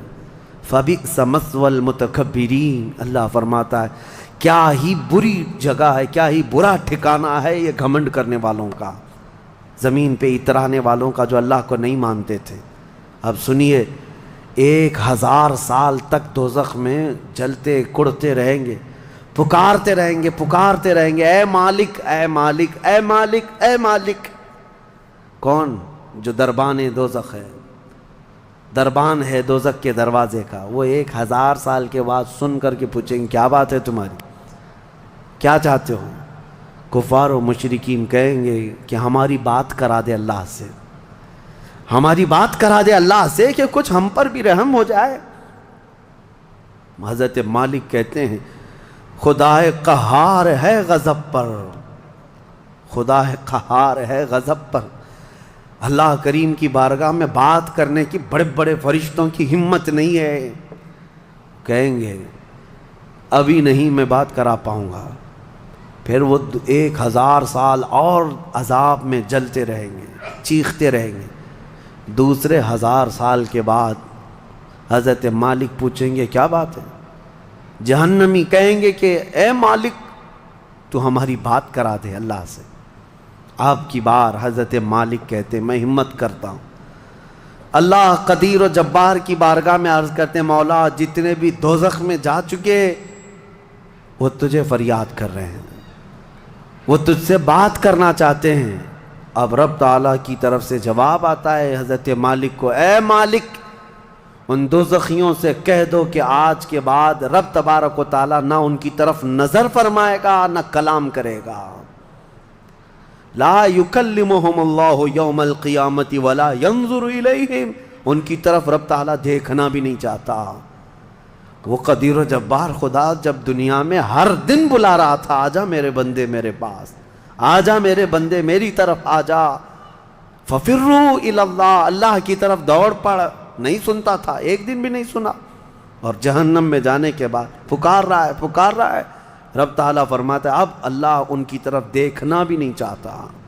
حضرت مالک جب یہ پیغام سنا دیتے ہیں اللہ کا، جہنم میں ایسی چیخ نکلتی ہے جہنمیوں کی کہ پورا جہنم ہلنے لگ جاتا ہے، کانپنے لگ جاتا ہے ان جہنمیوں کی چیخ سے، کہ اب ان کو کہہ دیا جاتا ہے خالدین فیہا، اب تم ہمیشہ کے لیے رہو گے یہاں پر۔ اسی لیے میرے عزیزو کفر سے ڈرو، کفر سے ڈرو۔ گناہ کرنے کے بعد معافی ہے لیکن کفر کی معافی نہیں۔ اسی لیے اولیاء امت ڈرا کرتے تھے کہ کہیں موت سے پہلے ایمان چلا گیا، کفر پر موت ہو گئی تو کیا ہوگا؟ پھر ہمیشہ کے لیے دوزخ میں جانا پڑے گا، نہ وہاں کسی کی سفارش ہوگی نہ کوئی شفاعت ہوگی۔ شفاعت اور سفارش گنہگاروں کے لیے ہے، کافروں اور مشرکین کے لیے نہیں۔ قرآن میں اللہ نے فرمایا ان اللہ لا یغفر ان یشرک بہ ویغفر ما دون ذلک لمن یشاء، بے شک اللہ تعالیٰ اس کے ساتھ کیے ہوئے شرک کو اور کفر کو ہرگز معاف نہیں کرے گا، اور اس کے علاوہ جو کچھ بھی کیا ہے اللہ سب معاف کرے گا، کفر کو اور شرک کو معاف نہیں کرے گا۔ اب سنیے دوسری آیت ہے وَسِيقَ الَّذِينَ اتَّقَوْا رَبَّهُمْ إِلَى الْجَنَّةِ زُمَرًا، اس میدان قیامت میں کچھ وہ جماعتیں بھی ہیں جو دنیا میں تقوی حاصل کر چکی تھی، فرمان خدا پر چلتی تھیں، ان کی نمازیں ٹھیک تھی، اللہ سے ڈرتے تھے، اپنی راتیں وہ رو رو کر گزارتے تھے، مولا کو پکارتے تھے۔ وہاں قیامت کے دن اللہ ان کے حال یہ ہیں کہ ان کا استقبال ہو رہا ہوگا، فرشتے ان کو سجا کر کے لا رہے ہوں گے، اور وہ بھی جماعت کے ساتھ جا رہے ہوں گے جنت کی طرف۔ تو جیسی وہ پہنچیں گے فتحت ابوابہا، قرآن میں ہے 7 دروازے جنت کے ان کے لیے کھول دیے جائیں گے۔ یہ پرہیزگار لوگ ہیں، یہ تقوی والے لوگ ہیں۔ جیسے ہی جنت کے دروازے کھلیں گے وقال لهم خزنتها، وہاں پر بھی دربان ہے ایک، جنت کے دروازوں کا دربان وہ حضرت رضوان ہے علیہ السلام، وہ فرشتہ وہاں پر ہے، جنت کے دربان ہے۔ جیسے ہی یہ جماعتیں قریب پہنچیں گی دروازوں کے، کیا کہے گا دربان جنت؟ وقال لهم خزنتها سلام علیکم طبتم، مبارک ہو اللہ کی سلامتی ہو تم کو۔ یہ جو ہم سلام کرتے ہیں نا السلام علیکم، یہ جنتی سلام ہے۔ یہ دربان جنت جو داروغہ ہے جنت کے دروازوں کا، وہ سلام کرے گا فرشتہ جو آ رہے ہیں جنت میں، سلام علیکم طبتم مبارک ہو، خوش آمدید، اللہ کی سلامتی ہو، فادخلوہا، آ جاؤ جنت میں داخل ہو جاؤ، خالدین، ہمیشہ کے لیے، اب تم بھی یہاں سے نہیں جاؤ گے۔ اب ہمارے اس چھوٹی سی زندگی میں بتاؤ میرے عزیزوں، اب اندر جیسے ہی جنتی داخل ہوتے ہیں کیسے، سب سے پہلی نعمت کیا ملتی ہے جنت میں؟ اللہ اکبر، آپ کے لیے اور ہمارے لیے سیب ملے گا، انگور ملے گا، گوشت ملے گا کھانے کے لیے، کیا ملے گا میرے عزیزوں؟ سب نعمتیں اپنی جگہ پر، لیکن فرمایا گیا جنتی جیسے ہی جنت میں پہلا قدم رکھتا ہے محمد الرسول اللہ کھڑے ہوں گے، میرے آقا صلی اللہ تعالی علیہ وسلم ہوں گے اپنے امتیوں کے استقبال کے لیے۔ اس سے بڑی نعمت کیا ہے میرے عزیز؟ جنت میں داخل ہو جانے کے بعد اب سورہ واقعہ جب آپ پڑھیں گے تو جنت کا اس میں تذکرہ ہے۔ اللہ نے فرمایا ثلۃ من الاولین وقلیل من الآخرین علی سرر موضونۃ متکئین علیہا متقابلین، وہاں دیوان لگائے ہوں گے، بڑے بڑے محلات ہوں گے جن کی ایک اینٹ سونے کی، ایک اینٹ چاندی کی بنائی ہوگی، پورے زمین پر جو گھاس ہوگی وہ زعفران سے بھی زیادہ ملائم۔ اور اللہ نے کتنی جگہ قرآن میں فرمایا جنات تجری من تحتها الانہار، ایسے باغیچے جن میں نہریں بہہ رہی ہوں گی، اور ایسی نہریں جن کا پانی دودھ کی طرح سفید، شہد سے زیادہ میٹھا اور ٹھنڈا، یہ ٹھنڈے میٹھے پانی کی نہریں جس کو کوثر اور سلسبیل کہا گیا ہے، یہ جنت کے باغیچوں سے ہو کر گزر رہی ہوں گی۔ جنتی جتنے بھی ہوں گے وہاں پر وہ نہروں کے قریب بیٹھے ہوں گے، ان کے چہرے اتنے چمک رہے ہوں گے، وجوہ یومئذ ناظرہ، ایسے چمک رہے ہوں گے، دمک رہے ہوں گے، 14ویں کا چاند ان کے چہروں کے سامنے پھیکا ہوگا۔ یہ جنتیوں کے چہرے ہوں گے، اور وہ اپنے جب جنتی محل میں جائیں گے، ایک محل سامنے ہوگا، دوسرا محل ادھر ہوگا، آمنے سامنے جنتی باتیں کرتے ہوئے بیٹھیں گے۔ یہ قرآن پاک میں اللہ نے فرمایا ان کی خدمت کے لیے غلمان، لڑکے بھی ہوں گے، حوران جنت، وہ جنتیوں کی خدمت کے لیے ان کی بیویاں وہاں پر بنائی جائیں گی، وہ اتنی حسین و جمیل خوبصورت ہیں کہ جنتی کے لیے آج تک نہ ویسی خوبصورتی یا حسن دنیا میں کسی نے سنا ہے نہ دیکھا۔ یہ حوران جنت ہر جنتی کو دی جائیں گی۔ اب اس کے بعد جنت میں پہنچ جانے کے بعد تمہارے لیے کیا نہیں ہوگا؟ ایک طبقہ انبیاء کا ہے، ایک طبقہ جنت میں اولیاء کا ہے، ایک طبقہ شہداء کا ہے، ایک طبقہ صدیقین کا ہے، اور پھر جنتی کے لیے قرآن میں ہے جو وہ خواہش کرے گا فرشتے فوراً اس کے لیے وہ حاضر کریں گے۔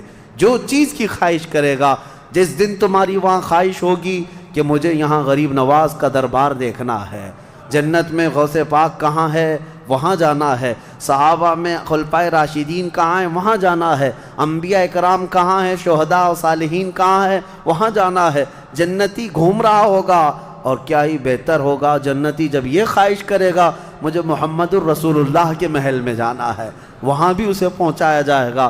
وہ ہر ایک بڑے سے بڑے انبیاء، صالحین، شہداء اور رسولان اعظام کے ہاں جاتا رہے گا، آتا رہے گا، جاتا رہے گا، آتا رہے گا۔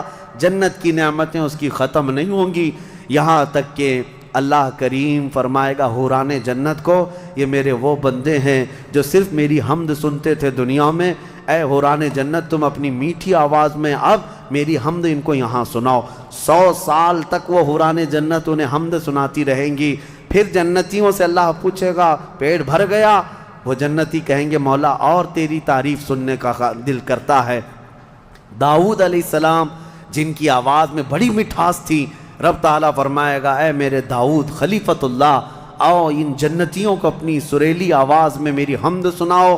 اب وہ 100 سال تک سناتے رہیں گے، اور جنتی مدہوش ہوں گے اور سنتے رہیں گے، یہ جنت کے ترانے وہاں پر سنائے جا رہے ہیں۔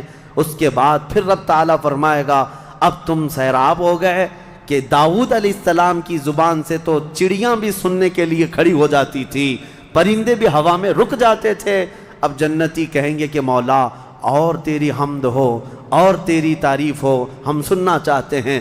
رب تعالیٰ جب فرمائے گا اے فرشتوں حجابات ہٹاؤ، اب میں سناؤں گا اور میرے بندے سنیں گے۔ اب یہ جنت کی سب سے بڑی نعمت وجوہ یومئذ ناظرہ الی ربہا ناظرہ، مولا فرماتا ہے چہرے چمک رہے ہوں گے اس بات کے لیے کہ بغیر حجاب کے وہ اپنے اللہ کو دیکھ رہے ہوں گے۔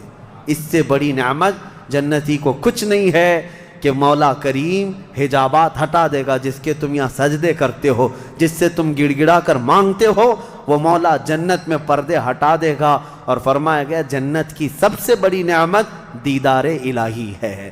اسی لیے رمضان میں بھی میرے آقا نے فرمایا افطار کرنے والے کو دو خوشیاں دی جائیں گی، کہ جب بندہ افطار کرتا ہے تو اس کے لیے بھی یہ فرمایا گیا ہے کہ جیسے ہی وہ افطار کرتا ہے، ایک تو اس کے پیٹ ٹھنڈے ہونے کی خوشی ہے، گلا تر ہونے کی خوشی ہے، لیکن دوسری خوشی ہر افطار کرنے والے روزے دار کے لیے کہ رحمان فرمائے گا میں نے تیرا محفوظ کر لیا ہے جنت میں، اب تجھے میں اپنا دیدار کراؤں گا۔ روزے داروں کو اللہ کا دیدار ہوگا تو یہ جنتی جنت میں پہنچ جائیں گے، دوزخی دوزخ میں پہنچ جائیں گے۔ میں نے یہ جو 2 آیتیں آئی تھی اس کی تفسیر آپ کے سامنے رکھ دی، فیصلہ تمہارے پاس ہے، زندگی کیسی گزارو گے۔ لیکن میرے آقا نے فرمایا جنت کا جو راستہ ہے نا وہ کیسا ہے؟ کانٹوں سے بھرا ہوا ہے۔ یہاں دنیا میں جہنم کا راستہ پھولوں سے سجا ہوا ہے، بہت ٹھنڈا ہے، بہت آرام دہ ہے۔ دوزخ کا راستہ، میں الٹا تو نہیں بول رہا، سیدھا ہی بول رہا ہوں، جہنم کا راستہ پھولوں سے سجا ہوا ہے اور جنت کا راستہ کانٹوں سے بھرا ہوا ہے۔ میرے آقا نے فرمایا یہاں دنیا میں کانٹوں سے بھرا ہوا ہے، لیکن اس پر اگر کوئی چل گیا تو وہ کانٹے ختم ہوتے ہی اس کے لیے جنت کے باغات ہیں۔ اور جو دنیا میں ان پھولوں کے راستے کو چن لیا دوزخ کے، جیسے ہی یہ راستہ ختم ہوگا اس کے بعد صرف آگ ہی آگ ہے، آگ ہی آگ ہے۔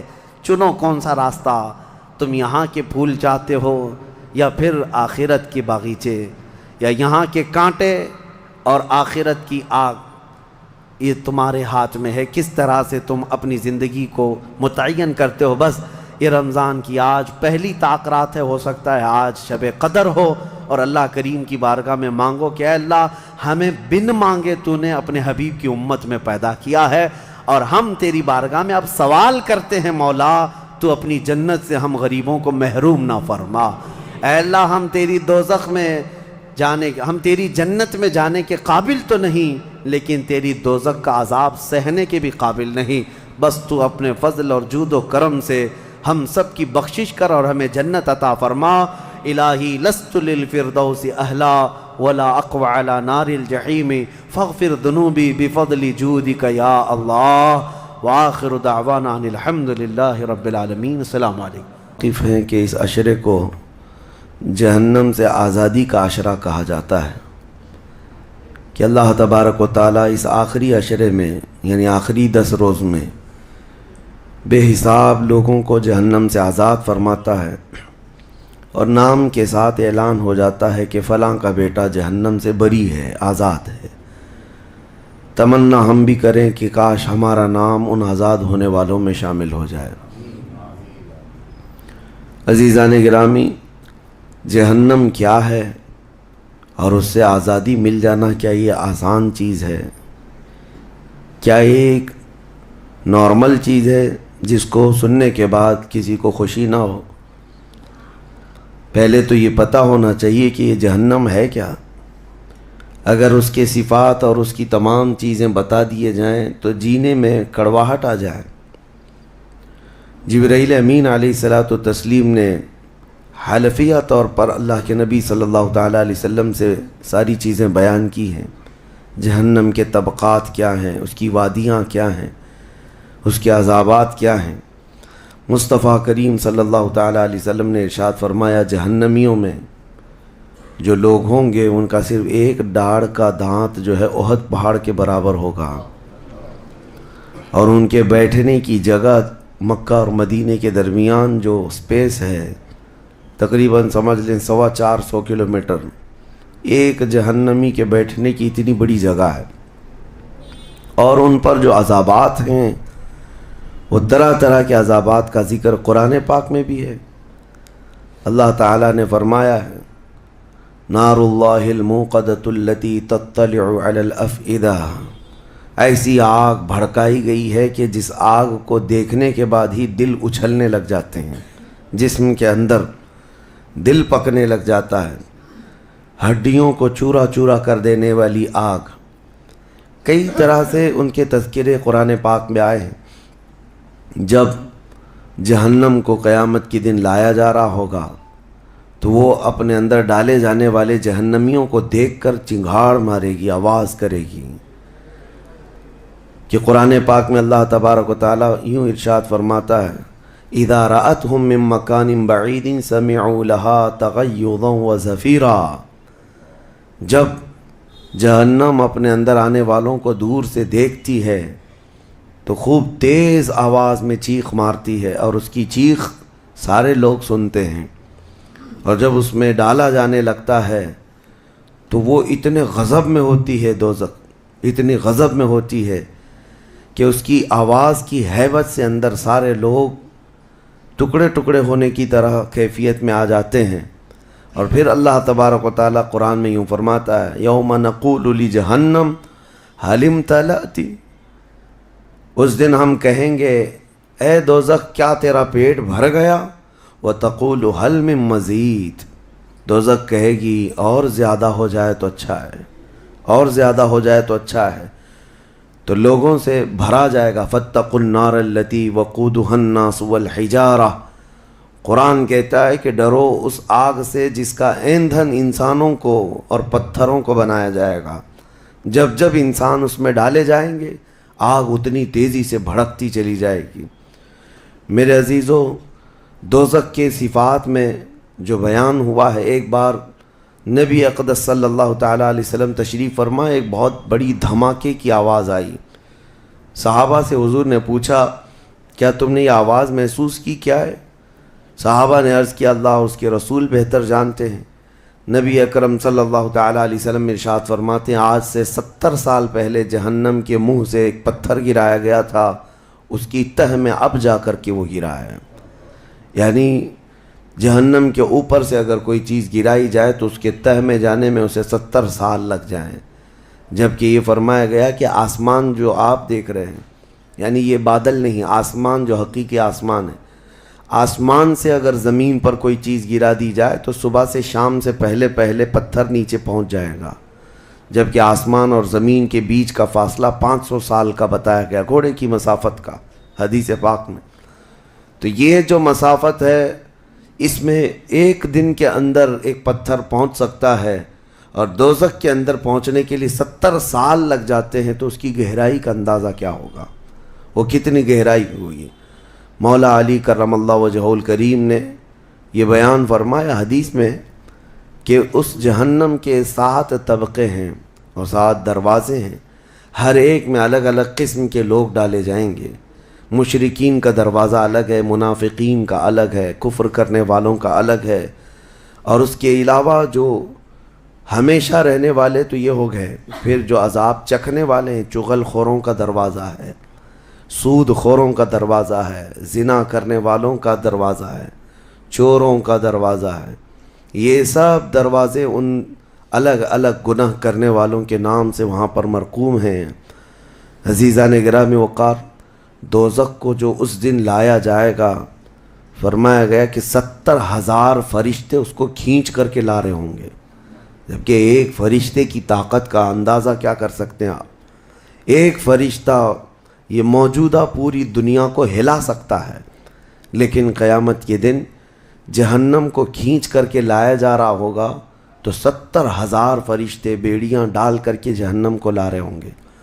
और जहन्नम के कान भी हैं, जहन्नम की आँख भी है, जहन्नम की सारी चीज़ें मेरे आका सल्लल्लाहु अलैहि वसल्लम ने बताया, वो सुनती भी है, बोलती भी है अल्लाह की बारगाह में। और जब लाया जा रहा होगा, फरिश्ते घसीट करके ला रहे होंगे, तो वो अपनी भूख का एहसास करती होगी, चीखती होगी, और उसकी भूख सिर्फ़ और सिर्फ यही इंसानों से पूरी की जाएगी। कुफ़ारों, मुशरिकीन और गुनहगारों से उसको भरा जाएगा। मेरे अजीज़ों, नबी पाक सल्लल्लाहु तआला अलैहि वसल्लम इरशाद फरमाते हैं, ये तुम जो दुनिया में आग जलाते हो, یہ اس جہنم کی آگ کا 70واں حصہ ہے، یعنی 69 حصے اور اس کو تپایا جائے تو جہنم کی آگ ہوگی۔ ہم دنیا کی آگ کو سہ نہیں پاتے، ہم دنیا کی آگ میں اپنی انگلی نہیں رکھ پاتے، لیکن جہنم کی آگ اس سے 70 گنا زیادہ بھڑکائی ہوئی ہے۔ 1000 سال تک اس آگ کو بھڑکایا گیا تو وہ سرخ ہو گئی، لال ہو گئی۔ پھر حدیث پاک میں ہے دوبارہ اس آگ کو 1000 سال تک بھڑکایا گیا تو وہ آگ سفید ہو گئی۔ پھر 1000 سال تک اس آگ کو تپایا گیا تو وہ کالی ہو گئی۔ اب فرمایا گیا جہنم کی آگ صرف اور صرف کالی ہے، وہاں روشنی کا کوئی نام ہی نہیں ہے، وہاں کوئی روشنی کا نام نہیں ہے۔ دوزخ کی آگ کا اندازہ اس طرح بتایا گیا۔ جہنم میں ڈالے جانے والوں کی صفات سورہ واقعہ میں بھی موجود ہے۔ اللہ کریم نے فرمایا کہ جب وہ جائیں گے اصحاب الشمال ما اصحاب الشمال فی سموم و حمیم و ظل من یحموم لا بارد ولا کریم۔ جب ان کو ڈالا جائے گا، یہ بائیں جانب والے، کیا بائیں جانب والے تم کیا جانو، وہ ایسی خطرناک ہواؤں میں ہوں گے وہاں پر۔ اچھا 3 طرح کا عذاب بتایا گیا ہے، ایک آگ کا عذاب، ایک دھوئیں کا عذاب اور ایک ٹھنڈ کا عذاب بھی ہے۔ ٹھنڈ کا عذاب یعنی ایسی برفیلی جگہ کہ جو ہڈیوں کو گلا دیا کرتی ہے، وہ عذاب بھی وہاں پر ہے۔ زمہریر اس کو قرآن میں فرمایا گیا۔ تو وہاں ایک دخان بھی ہے، اللہ تعالیٰ نے فرمایا دھواں کا عذاب، جس سے دم گھٹتا ہے، جس سے سانس نہیں لے سکتا آدمی۔ یہ تینوں طرح کے عذاب ہیں۔ کھانے کے لیے تھوہڑ کا ایک درخت، تو تھوہڑ اس کو کہا گیا، شجرۃ الزقوم، یہ کانٹے دار ایک درخت۔ جب جہنمی بھوک کی شدت کا احساس کر رہے ہوں گے کہ ہمیں کچھ کھانا دیا جائے، تو ایک کانٹے دار درخت ہے جس کو تھوہڑ کا پھل کہا جاتا ہے، وہ دیا جائے گا۔ وہ اتنے کانٹے بھرا ہوا ہوگا کہ اس کو جب دوزخی کھائے گا تو اس کے گلے میں سے اٹک کر کے کانٹے حلق سے باہر آئیں گے، اس کی گردن سے کانٹے باہر نکلنے لگ جائیں گے، نہ وہ اندر جاتے ہیں نہ باہر آتے ہیں۔ اس پھل کی کیفیت یہ ہے۔ تو پھر وہ شدت سے چیخ مار کر کے کہیں گے کہ ہمیں پانی تو دیا جائے، تو اب مائے حمیم دیا جائے گا۔ مائے حمیم کیا ہے؟ اللہ تبارک و تعالیٰ نے قرآن میں فرمایا فشاربون شرب الہیم۔ یہ سورہ واقعہ میں اللہ تعالیٰ نے فرمایا کہ ان لوگوں کو اس دن جو پانی پلایا جائے گا وہ جہنمیوں کا سڑا گلا ہوا پیپ ہوگا جس کو پکایا جائے گا، اور اس کے بعد وہ اتنا کھولتا ہوگا کہ جب ان کو پھل ہضم کرنے کے لیے دیا جائے تو وہ پانی قریب کریں گے تو ان کے نیچے کا جبڑا لٹک کر کے نیچے زمین تک آ جائے گا، یعنی اس کی جھلس کر کے آگ اتنا گرم ہوگا، اس کے سوا ان کے پاس کوئی چارہ نہ ہوگا۔ وہی پانی جب وہ پینے کی کوشش کریں گے تو وہ پھل تو ختم ہوگا لیکن ان کی انتڑیاں پیچھے کے مقام سے نکل چکی ہوں گی۔ یہ کیفیت ان کی کنٹینیو ہوتی ہوگی۔ آپ تو یہ سمجھ رہے ہوں گے کہ کتنا دردناک عذاب ہے، اس کے بعد تو موت ہے، لیکن حدیث پاک میں یہ بھی ہے کہ جب ان جہنمیوں کا یہ عذاب دیکھیں گے تو وہ اتنا چیخ چیخ کر کے داروغہ دوزخ حضرت مالک رحمۃ اللہ رضی اللہ تعالیٰ عنہ سے درخواست کریں گے۔ حضرت مالک علیہ السلام جو جہنم کے داروغہ ہیں، اس فرشتے سے یہ پکار کر کے کہیں گے کہ ہماری بات کرا رب تعالیٰ سے، ہمارا حساب کر دے، ہمارا یہاں خاتمہ ہو جائے، ہم یہ سہ نہیں پا رہے ہیں۔ قرآن پاک میں یہ بھی ہے کلما نضجت جلودہم بدلناہم جلودا غیرہا لیذوقوا العذاب، جب ان کی چمڑیاں جلیں گی اللہ فرماتا ہے ہم دوسری چمڑی پہنا دیں گے تاکہ وہ نیا عذاب چکھ سکیں۔ حضرت کعب احبار رضی اللہ تعالیٰ عنہ فرماتے ہیں 1 گھنٹے میں 70 بار چمڑی بدلی جائے گی، 1 منٹ سے بھی کم ٹائم میں ان کی چمڑی بار بار بدلی جائے گی تاکہ وہ نیا عذاب چکھ سکیں۔ کیونکہ چمڑی جلنے کے بعد جیسے کہ سائنس بھی یہ کہتی ہے کہ پین ریسیور ختم ہو جاتا ہے، درد کو محسوس کرنے والا حصہ جلنے کے بعد کم ہوتا ہے، اور قرآن کہتا ہے کہ ہم نئی چمڑی ان کو لگائیں گے تاکہ درد کا احساس ہر بار ہوتا رہے۔ اب جب وہ 1000 سال تک حضرت مالک علیہ السلام ان کی طرف توجہ نہیں کریں گے اور پھر کہیں گے تم مجھے کیوں کہتے ہو، تمہارے رب سے کہو۔ اس کے بعد پھر 1000 سال تک وہ حضرت مالک کو چیختے رہیں گے کہ رب سے ہماری بات کرا۔ حضرت مالک اللہ کریم کی بارگاہ میں کہتے ہیں اے رب العالمین، دوزخ میں پڑے ہوئے ان تمام جہنمیوں نے تجھے پکارا ہے، تو ان کا فیصلہ فرما دے۔ اب رب تبارک و تعالیٰ فرماتا ہے 2 روایات میں، اس میں سارے کفار بھاگتے ہوئے دروازے کی طرف آئیں گے اور جنتیوں کو بھی بلایا جائے گا اور جنتی بھی بھاگتے ہوئے دروازے تک آئیں گے۔ جنتی ڈر رہے ہوں گے کہ کہیں ہم کو نکلنے کے لیے نہ کہا جائے، اور دوزخی اس بات کی خوشی میں ہوں گے کہ شاید ہم کو یہاں سے نکالا جا رہا ہے۔ اور جب سب پورے دروازے کے قریب پہنچیں گے تو رب تبارک و تعالیٰ جہنمیوں سے پوچھتا ہے، سوال فرماتا ہے کہ اگر تمہارے یہاں سے نکلنے کے لیے فدیہ دینا پڑے تو کیا دے سکتے ہو؟ تو وہ کہیں گے کہ جتنی بڑی دنیا ہم چھوڑ کر کے آئے، دنیا میں جو کچھ بھی نعمتیں تھی، جتنا مال تھا، جتنا سونا چاندی، پوری دنیا، مولا اگر یہ دینے کی ہماری طاقت ہو تو ہم وہ سب دے کر کے جہنم سے نکلیں گے، پوری دنیا دے کر کے ہم تیرے دوزخ سے نکلیں گے۔ تو رب تعالیٰ فرماتا ہے میں نے تو اتنا بڑا حکم تم کو دنیا میں نہیں دیا تھا، میں نے تو صرف تم کو ایمان لانے کا کہا تھا، اور تم نے کفر کر کے اتنی بڑی سزا کو اپنے اوپر مسلط کیا۔ آج پوری دنیا فدیے میں دینے کو تیار ہو، اور کل جب تم زندہ تھے تو 2 رکعت تمہارے لیے بھاری تھی، تمہارے لیے راہ خدا میں 1 روپیہ بھاری تھا، اور آج پوری دنیا فدیہ میں صدقہ کر کے نکلنا چاہتے ہو۔ رب تبارک و تعالیٰ جہنمیوں سے فرمائے گا میں نے اتنی بڑی چیز کا تو تمہیں دنیا میں حکم نہیں دیا تھا، اتنی بڑی چیز کا حکم نہیں دیا تھا۔ اب سنو، ایک مینڈھے کی شکل، ایک بکرے کی شکل کی کوئی چیز لائی جائے گی جنت اور دوزخ دونوں کے بیچ میں، جنتی بھی دیکھ رہے ہوں گے اور دوزخی بھی دیکھ رہے ہوں گے۔ رب تبارک و تعالیٰ ان دونوں لوگوں سے پوچھے گا، جنتیوں کو بھی اور دوزخیوں کو بھی، کہا اس کو پہچانتے ہو، اس کو پہچانتے ہو، یہ کیا چیز ہے؟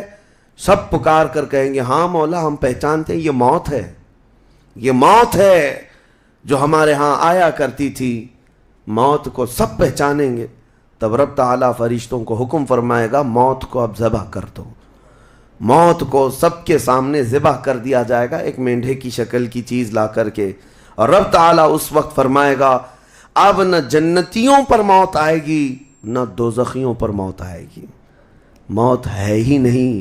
تو اب جس کو جو سہنا ہے وہ سہنا ہوگا۔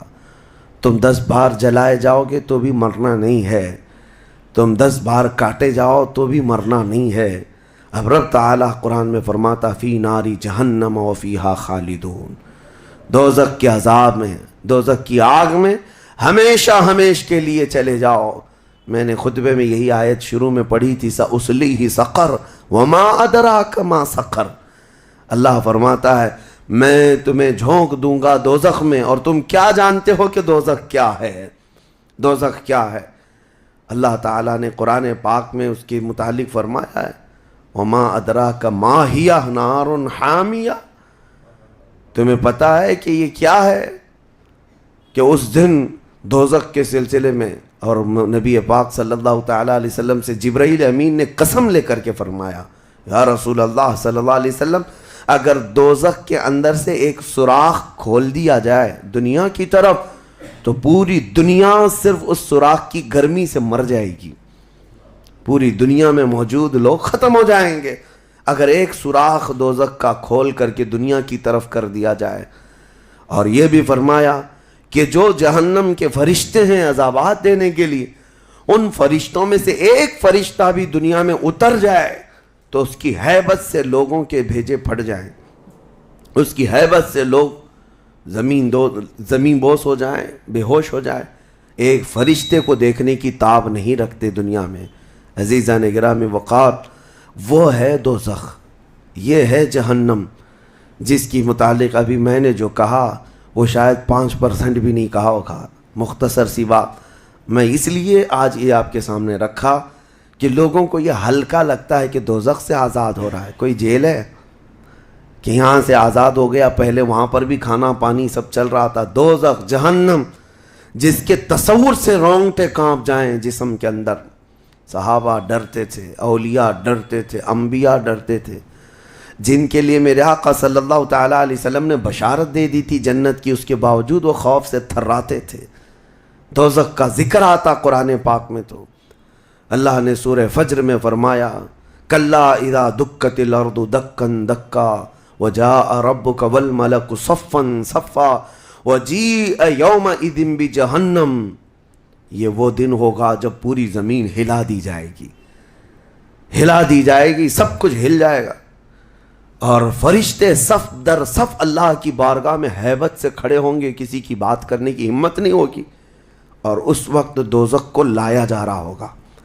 اور دوزخ کو لائے جانے کا جو منظر بتایا گیا ہے، اللہ اکبر، 70,000 فرشتے جب اسے کھینچ رہے ہوں گے، پورے محشر میں ایک ہلچل ہوگی، پورے محشر کے میدان میں ایک عجیب سی ہلچل ہوگی کہ جہنم کو لایا جا رہا ہے، دوزخ کو لایا جا رہا ہے، اور ہر ایک ڈرا ہوا ہوگا، نہ جانے کس کا نام آئے گا، پتہ نہیں کس کو وہاں جھونکا جائے گا۔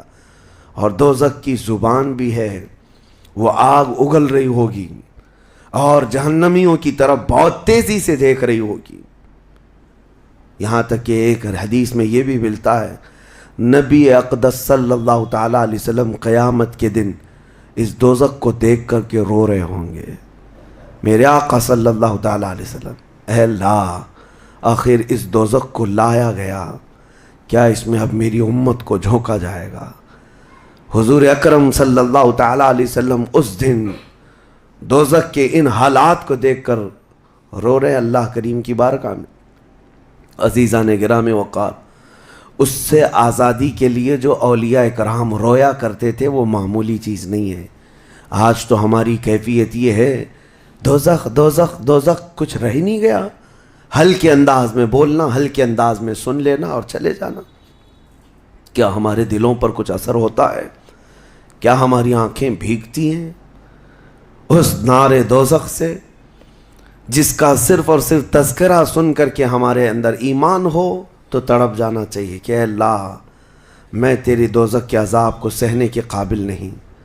آج موم بتی میں میری انگلی جل جائے تو میں برداشت نہیں کر پاتا، تو پھر اس دوزخ کا کیا حال ہوگا جس کے متعلق حضور صلی اللہ علیہ وسلم فرماتے ہیں دنیا کے جتنے بڑے اونٹ ہوتے ہیں اتنا بڑا تو دوزخ کا ایک بچھو ہوگا، ایک بچھو ہوگا، اونٹوں کے برابر کے بچھو ہوں گے، اور سانپوں کا ڈنک ایسا ہے کہ وہ سانپ کا ڈنک کسی پہاڑ پر بھی یہاں کے وہ مار دے سانپ دوزخ کا تو پہاڑ کے اندر ٹکڑے ٹکڑے ہو جائیں، پاش پاش ہو جائے۔ لیکن یہ سب دوزخیوں پر مسلط کیا جائے گا۔ نبی اکرم صلی اللہ تعالیٰ علیہ وسلم سے پوچھا گیا ہلکا عذاب کیا ہے؟ آپ فرماتے ہیں آگ کی جوتیاں پہنائی جائیں گی جس کی گرمی سے تانبے یا پیتل کی پتیلی میں کوئی پانی جیسا پکتا ہے، ایسا اس کا بھیجا پک کر ابل رہا ہوگا، اور وہ یہ سمجھے گا کہ میں سب سے بڑے عذاب میں مبتلا ہوں۔ حضور فرماتے جبکہ وہ سب سے ہلکے عذاب میں ہوگا، اور جو دردناک عذاب ہے، جو ذلت والا عذاب ہے، جو بڑا عذاب ہے، اس کا تو اندازہ ہی نہیں۔ لیکن یہ تمام حالات اس رمضان کے اخیر عشرے میں اسی لیے عرض کر رہا ہوں کہ یہ عشرہ وہ مبارک ہے کہ جس کے متعلق حدیث میں ہے کہ اس میں اللہ تعالیٰ بہت سارے لوگوں کو دوزخ سے آزاد کرتا ہے۔ وہ کون لوگ ہوں گے جو دوزخ سے آزاد ہو رہے ہوں گے؟ کاش ان کو طلب ہوتی کہ ہم دوزخ سے آزاد ہوتے اس آخری عشرے میں، ورنہ آخری عشرے میں تو لوگ رات بھر کیرم کھیلنے میں گزار رہے ہیں، رات بھر فٹ بال اور کرکٹ کھیل کر کے، جبکہ بخشش کی راتیں ہیں۔ اللہ کریم ارشاد فرما رہا ہے ان راتوں میں مجھ سے مانگ لو، میں تمہیں جہنم سے آزاد کروں گا۔ کس کو پڑی ہے؟ کس کو پڑی ہے؟ ہر کوئی یہ سوچتا ہے کہ رات کس طرح سے بتائیں۔ لوگ اپنے رات کے ٹائم پاس کرنے کے لیے الگ الگ ہیلے بہانے ڈھونڈ رہے ہیں۔ کسی کو لوڈو کھیلنا ہے، کسی کو کیرم کھیلنا ہے، کسی کو کرکٹ کھیلنا ہے۔ او امت مصطفیٰ، تمہاری قسمت کیا ہو گئی؟ تمہاری سوچیں اور تمہاری فکریں کیسے بدل گئی؟ زندگی تو کھیل کود میں گزری ہی ہے، کیا یہ آخری عشرہ بھی تم اسی طرح کھیل کود میں گزارو گے؟ وہ رحمان رب ذوالجلال جس کی ہیبت سے ملائکہ کانپ رہے ہیں، ملائکہ تمہاری طرف دیکھ کر کے کیسے رشک کرتے تھے، لیکن آج کیا ہو گیا تمہارے اوپر؟ آج بھی ملائکہ دیکھ رہے ہوں گے، اور اللہ کریم روزانہ پکار رہا ہے اس امت کو، لیکن یہ امت اس کی طرف توجہ نہیں کرنا چاہتی۔ کسی کو مانگنا نہیں ہے کہ مولا ہماری بخشش کر دے۔ تراویح میں بھی تو ایسے بھاگتے ہیں جیسے لگتا ہے کہ باہر ان کا سامان چھوٹ گیا ہے، ایسے فوراً مسجد سے بھاگ کر چلے جائیں۔ تمہیں 1 گھنٹہ اللہ کے گھر میں بھاری پڑ جاتا ہے، کوئی حافظ اگر 10 منٹ زیادہ کر دے تو اس کے اوپر بمباریاں ہو جاتی ہیں، لوگوں کو ایسا لگنے لگتا ہے جھیلا دیا آج تو اس نے، کس کام میں؟ ارے میرے عزیزو، جو جنتی خواتین کی سردار ہے میرے مصطفیٰ کی بیٹی، سجدے سے سر اٹھاتی تھی صبح کے وقت، پھر یوں کہتی تھی کہ مولا تیری راتیں کتنی چھوٹی ہو گئی کہ میرا سجدہ پورا نہیں ہو پاتا، تیری راتیں کتنی چھوٹی ہو گئی کہ میرا پورا سجدہ نہیں ہو پاتا، اور تم یہاں پر رکعتوں کو گن گن کر کے بھاگنے کے فراق میں ہو۔ دنیا کے ہزاروں کام پڑے ہیں میرے عزیزوں، لیکن کیا ہوگا اس دن جب قیامت کے دن فیصلہ سنا دیا جائے؟ اس دن سوائے اس کے کچھ نہیں کہو گے کہ اے اللہ ربنا اخرجنا نعمل صالحا، اے اللہ ہم کو یہاں سے نکال دے، ہم نیک کام کر کے آئیں گے۔ یہ قرآن میں ہے، دوزخی ہر ایک پکارے گا ربنا اخرجنا نعمل صالحا غیر الذی کننا نعمل، پہلے جیسے کرتے تھے ویسا نہیں کریں گے، ہم اچھا کام کر کے آئیں گے، ایک بار ہم کو نکال دے۔ رب تعالیٰ فرماتا ہے کلا، ہرگز نہیں، ہرگز نہیں۔ اللہ فرماتا ہے اب اس کے بعد کوئی موقع نہیں، اور جہنم کا دربان خود ان سے پوچھتا ہے الم یاتیکم نذیر، کیا تمہارے پاس کوئی ڈر سنانے والا آیا نہیں تھا؟ وہ کہیں گے قالوا بلا، ہاں آیا تو تھا، آیا تھا، ہم کو دوزخ کے متعلق بتایا تھا۔ فکذبنا وقلنا ما نزل اللہ من شیء، ہم نے تو جھٹلا دیا تھا، ہم نے تو کہہ دیا تھا کہ اللہ کی طرف سے کیا چیز آئی ہے۔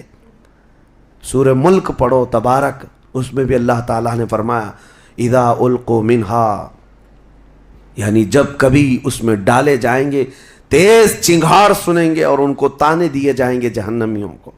میرے عزیزو، وہ کون سے اعمال ہیں جو لے کر کے جاتے ہیں؟ وہ ایک لمبی فہرست ہے۔ سب سے پہلی چیز اللہ کے ساتھ شرک کرنا اور کفر کرنا، یہ ہمیشہ ہمیشہ کے دوزخی ہے، شرک اور کفر میں ہمیشہ دوزخ میں رہے گا۔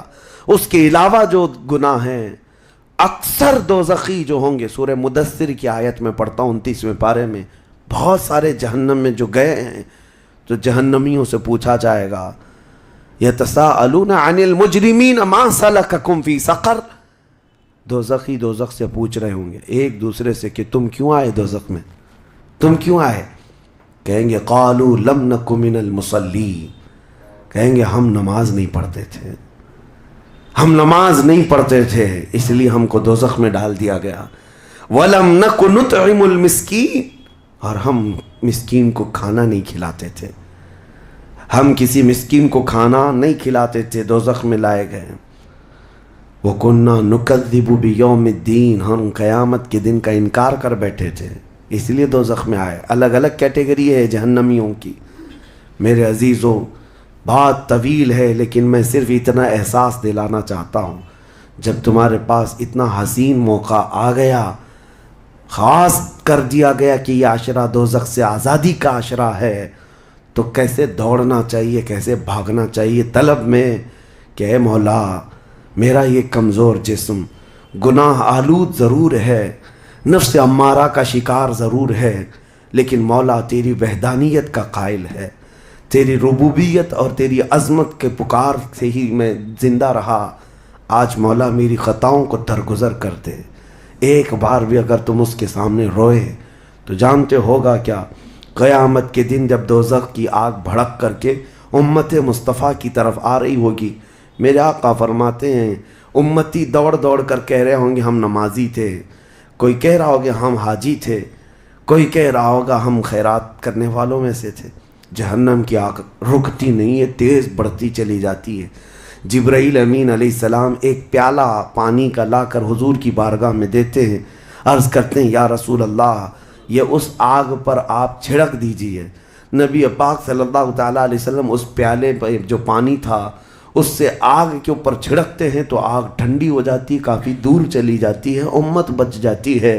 حضور پاک صلی اللہ علیہ وسلم ان سے پوچھتے ہیں اے جبرائیل یہ کون سا پانی ہے؟ جبرائیل کہتے ہیں یا رسول اللہ آپ کی امت کے وہ لوگ جو تنہائی میں اپنے رب کو یاد کر کے روتے تھے، ان کے آنسوؤں کا پانی میں نے جمع کر لیا تھا۔ یا اللہ کریم کو بڑا پسند ہے وہ آنکھوں سے نکلا ہوا قطرہ، میں نے آپ کی امت کے ان خشیت ربانی میں رونے والوں کے آنسوؤں کو جمع کیا اور آپ کی بارگاہ میں آج پیش کر دیا۔ اسی لیے فرمایا گیا کہ خوف خدا سے رونے والی آنکھ کو اللہ تعالیٰ دوزخ میں نہیں جلاتا، دوزخ میں نہیں جلاتا۔ ایک آنسو کا قطرہ دوزخ کی آگ کو ٹھنڈا کرنے کے لیے کافی ہے، لیکن جب دل سخت ہو جائے تو کہاں کا آنسو، کون سے آنسو؟ جب دل پتھر کی طرح ہو جائے تو کون سے آنسو؟ ہم کو کس بات کی پڑی ہے؟ ہاں اگر 4 روپیہ گم ہو جائیں تو آنکھیں رونے لگ جاتی ہیں۔ دیکھو ابھی اگر تمہارا موبائل، گھڑی، پرس گم ہو جائے تو رونے لگ جاؤ، گھر میں کسی کے ساتھ کچھ ہو جائے تو رونے لگ جاؤ۔ دنیاوی چیزوں میں تو ہمارا دل لگا ہوا ہے، ہماری آنکھیں بہتی بھی ہیں تو دنیا کے کھونے پر رونا، دنیا کے جانے پر۔ ہماری اولاد بھی دنیا ہے، ہماری بیوی بھی دنیا ہے، ہمارے ماں باپ، یہ ساری دنیا ہے جن کے غم میں تو ہم رو لیتے ہیں۔ لوگوں یہاں تو ہم نے دیکھا ہے جھوٹی دوستی ہے، جھوٹی دوستی ہے، کسی دوست کی دوری پر ہی پتہ نہیں کتنے کتنے دن روتے ہیں، جبکہ وہ دوست نہ تمہاری قبر میں بیٹھنے کو تیار ہے نہ حشر میں تمہاری شفاعت کے لیے تیار ہے۔ ہم ایسوں کے لیے تو روتے رہ گئے، لیکن جو تمہارے لیے جان سے زیادہ قریب رسول ہے، قیامت کے دن انا لہا پکار رہا ہو، اس رسول کے لیے ہم کب روئے تھے؟ اس رسول کے فراق میں ہم کہاں روئے؟ یہ ہم لوگوں میں سے تھوڑی نہ ہے، وہ الگ لوگ تھے جنہوں نے پکارا تھا تنم فرسودہ جہاں پاراز ہجراں یا رسول اللہ، اے اللہ کے رسول آپ کی جدائی کے غم میں میرا تو جسم پھٹا جا رہا ہے۔ وہ الگ لوگ تھے، وہ الگ لوگ تھے۔ آج ہمارے غم کے آنسوں کسی اور کے لیے ہو جاتے ہیں، اسی لیے بدلو میرے عزیزوں، آخری عشرہ ختم ہونے سے پہلے پہلے اپنے آپ کو اللہ کے حوالے کر دو اور کیوں کہو کہ مولا اب ہم میں سے کسی کو یہ نہیں معلوم کہ یہ عشرہ ختم ہونے کے بعد ہماری زندگی میں دوسرا رمضان رکھا بھی ہے یا نہیں پتا۔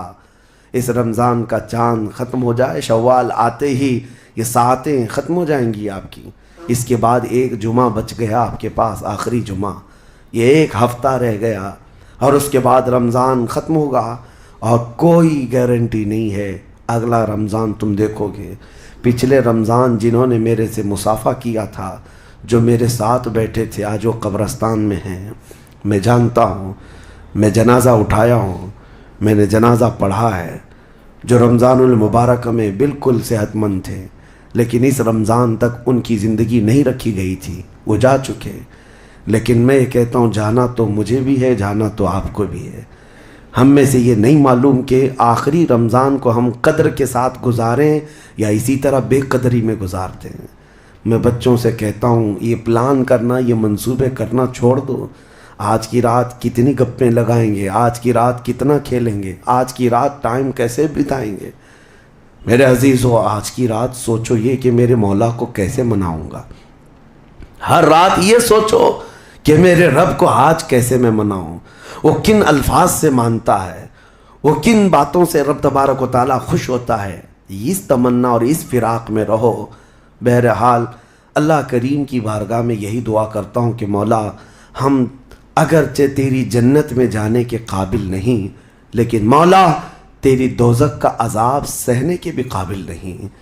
بس مولا بات اتنی سی ہے، تو اگر فضل کر دے تو ہم گنہگار بھی تیری جنت میں داخل ہو جائیں گے۔